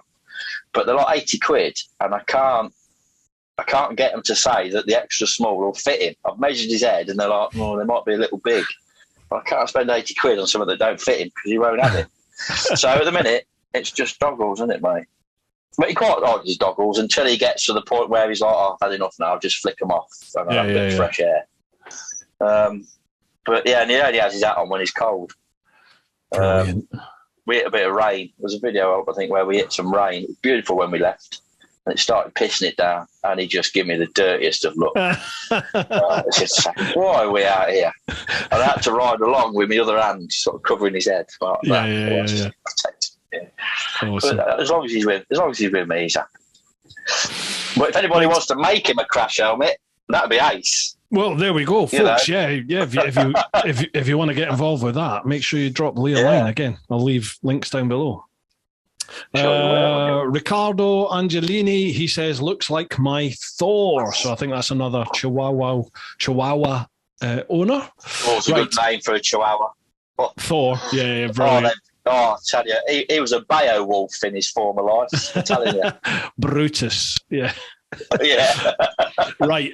That's all the Facebook questions. I'm going to have to shoot in the next sort of 5, mate, I'm afraid. So we'll jump across to Instagram and let's try and pick maybe 2 from Instagram. How about that? So that my Insta is at TeapotOne Insta. And again, I'll leave links for Lee's channel or Buddy's channel down below. Let's have a little look. Okay, Dave the Sidecar Dog. He says, we met Lee and Buddy last year at the Ride to the Wall event. Has he ever tested a bike with a side chariot? And if he has, how terrified was he? That sounds like there's a story to me. No, I haven't, because I would be terrified. Because them things don't go around corners. They're like, they might be quite fun, but for me, it's taking a motorbike one step too far on it. But I do like his setup, and his dog is beautiful. And he's got rec specs. He wears rec specs. Yeah, his dog. And he goes anywhere with him. Same thing. He's an ex-squaddy. Had a really good conversation. And for his mental health, that dog has saved that man, you know. And it just shows amazingly what animals can do for people. Yeah. Yeah, definitely. It's amazing the affinity you can have with an animal, isn't it? And as you said, how they can save you. They can get you out of a dark place that a lot of people find themselves in for whatever reason. And yeah, absolutely. Yeah. Right, next, let's do another. What time are we at? Let's try and grab another one if we can. Let's have a little look. Have we beat the record yet? We've done 4 hours. No, we've not. We could do. I know we could do. Absolutely should. Sean Clifford's asked, what's the worst bike you've ever tested? Well, we covered that earlier. Okay. Pete Brewer, 681. Great to have the podcast back. Keep up the good work, Bruce. Thank you very much, Pete. I'm glad to be back. A question for you both. Have you and Lee noticed over the years how bikes, even tourers and sport tourers, are made for the rider and totally impractical to take a passenger? What are your thoughts on which bikes would be good for 2-up touring? I think they're starting to tailor for the pillion a bit more now, certain bikes. What do you think? Yeah. We always did a lot of work, pillion work. To get the ergonomics right for the pillions. Normally it would be at least 40% of the road mileage accumulated on that bike would be done 2-up. Wow. Really? Just to get on Triumphs. Yeah, I mean, I can't speak for the manufacturers, but definitely on Triumphs. The Trophy, which unfortunately, because it was a tourer and the touring market flopped really when the adventure bike market just dominated everything. I always said that bike was built, that bike you bought to keep your wife happy. So you could go and do 500 miles a day, because it was ergonomically good for the rider, but it was just as good for the pillion. And I think same with the Honda Goldwing, the big BMW Tourers, they are built as a couple bike. Then you get onto the things like the 800 Tiger. Now, for me, if I'm just going to be the rider, 800 Tiger is my choice. Yeah, I would take that over the 1200 all day long, because it's more fun. It's just more controllable, more flickable. You can jump crests. It's just, for me, but two up, I'd go, do you know what? I want the 1200. Because the 1200 Explorer is the same. It's built with the pillion in mind. That's the perfect, it's roomy. It's just a better bike. So I do think that they do take, I know Triumph do, because if you want to spend 20 grand on a bike and your missus is going on it, she better be comfortable. Yeah, absolutely. So they do take that consideration for the bigger bike market. I don't think in the smaller bike market it's necessarily something that they consider as much. You still have to do the testing. Yeah, you've got to think who's going to be the buyer for that type of bike. And smaller CC bikes, I would say the vast majority of people aren't going to be going two up, are they? Whereas, as you said, bigger CC bikes, the adventure bikes, the sport tourers, the bigger CCs, I for sure, there are going to be an element of people who will have the other half or somebody on the back, for sure. Yeah, the BMW is very comfortable as a pillion. I've not done a lot of miles as a pillion on a BMW, but it is, when you sit on it ergonomically, there's a lot of room. And then obviously there's other bikes like the Honda, the Africa Twin. That's not as good. But then the rider comfort's not as good. So I think they definitely do think of the pillions. It just depends what category of bike you're looking at. And if you want something that's really pillion friendly, then you've got to go for a big capacity bike, big tourer, big adventure bike. Yeah, but there's the perfect pillion bike. I mean, my missus fell in love with that bike. She was like, buy one. I was like, it's £32,000. Yeah, it's ridiculous. Yeah, I think my dad paid €34,000 because he's in Spain. Wow. But he's happy. Yeah, well, as we said before, does it make you smile? Are you happy on it? Yeah. Yes. Well, it's the bike for you. Exactly that. 100%. Yeah. Right, dude, I'm afraid I'm going to be the one that's going to have to pull the plug. I'm going to have to shoot. Do you know what? It's been an absolute pleasure. I was a bit nervous when because really? It's like, yeah, I was at the start. Before I come on, it's like, wow. For one, I was shocked that I was even asked, and I appreciate that. It's been an amazing experience. Because, like I say, normally I'm the stig of the bike world. So, we'll see if I get Triumph's lawyers knocking on my door tomorrow, I suppose. Mate, you'll be fine. When we chatted at the NEC, I knew I was like, I want you on the podcast. I want to have a chat with you on the podcast. No, it's been good. I've enjoyed it. But definitely, we'll definitely arrange for you to come up to the visit centre, and we'll do something with me, like the air vest.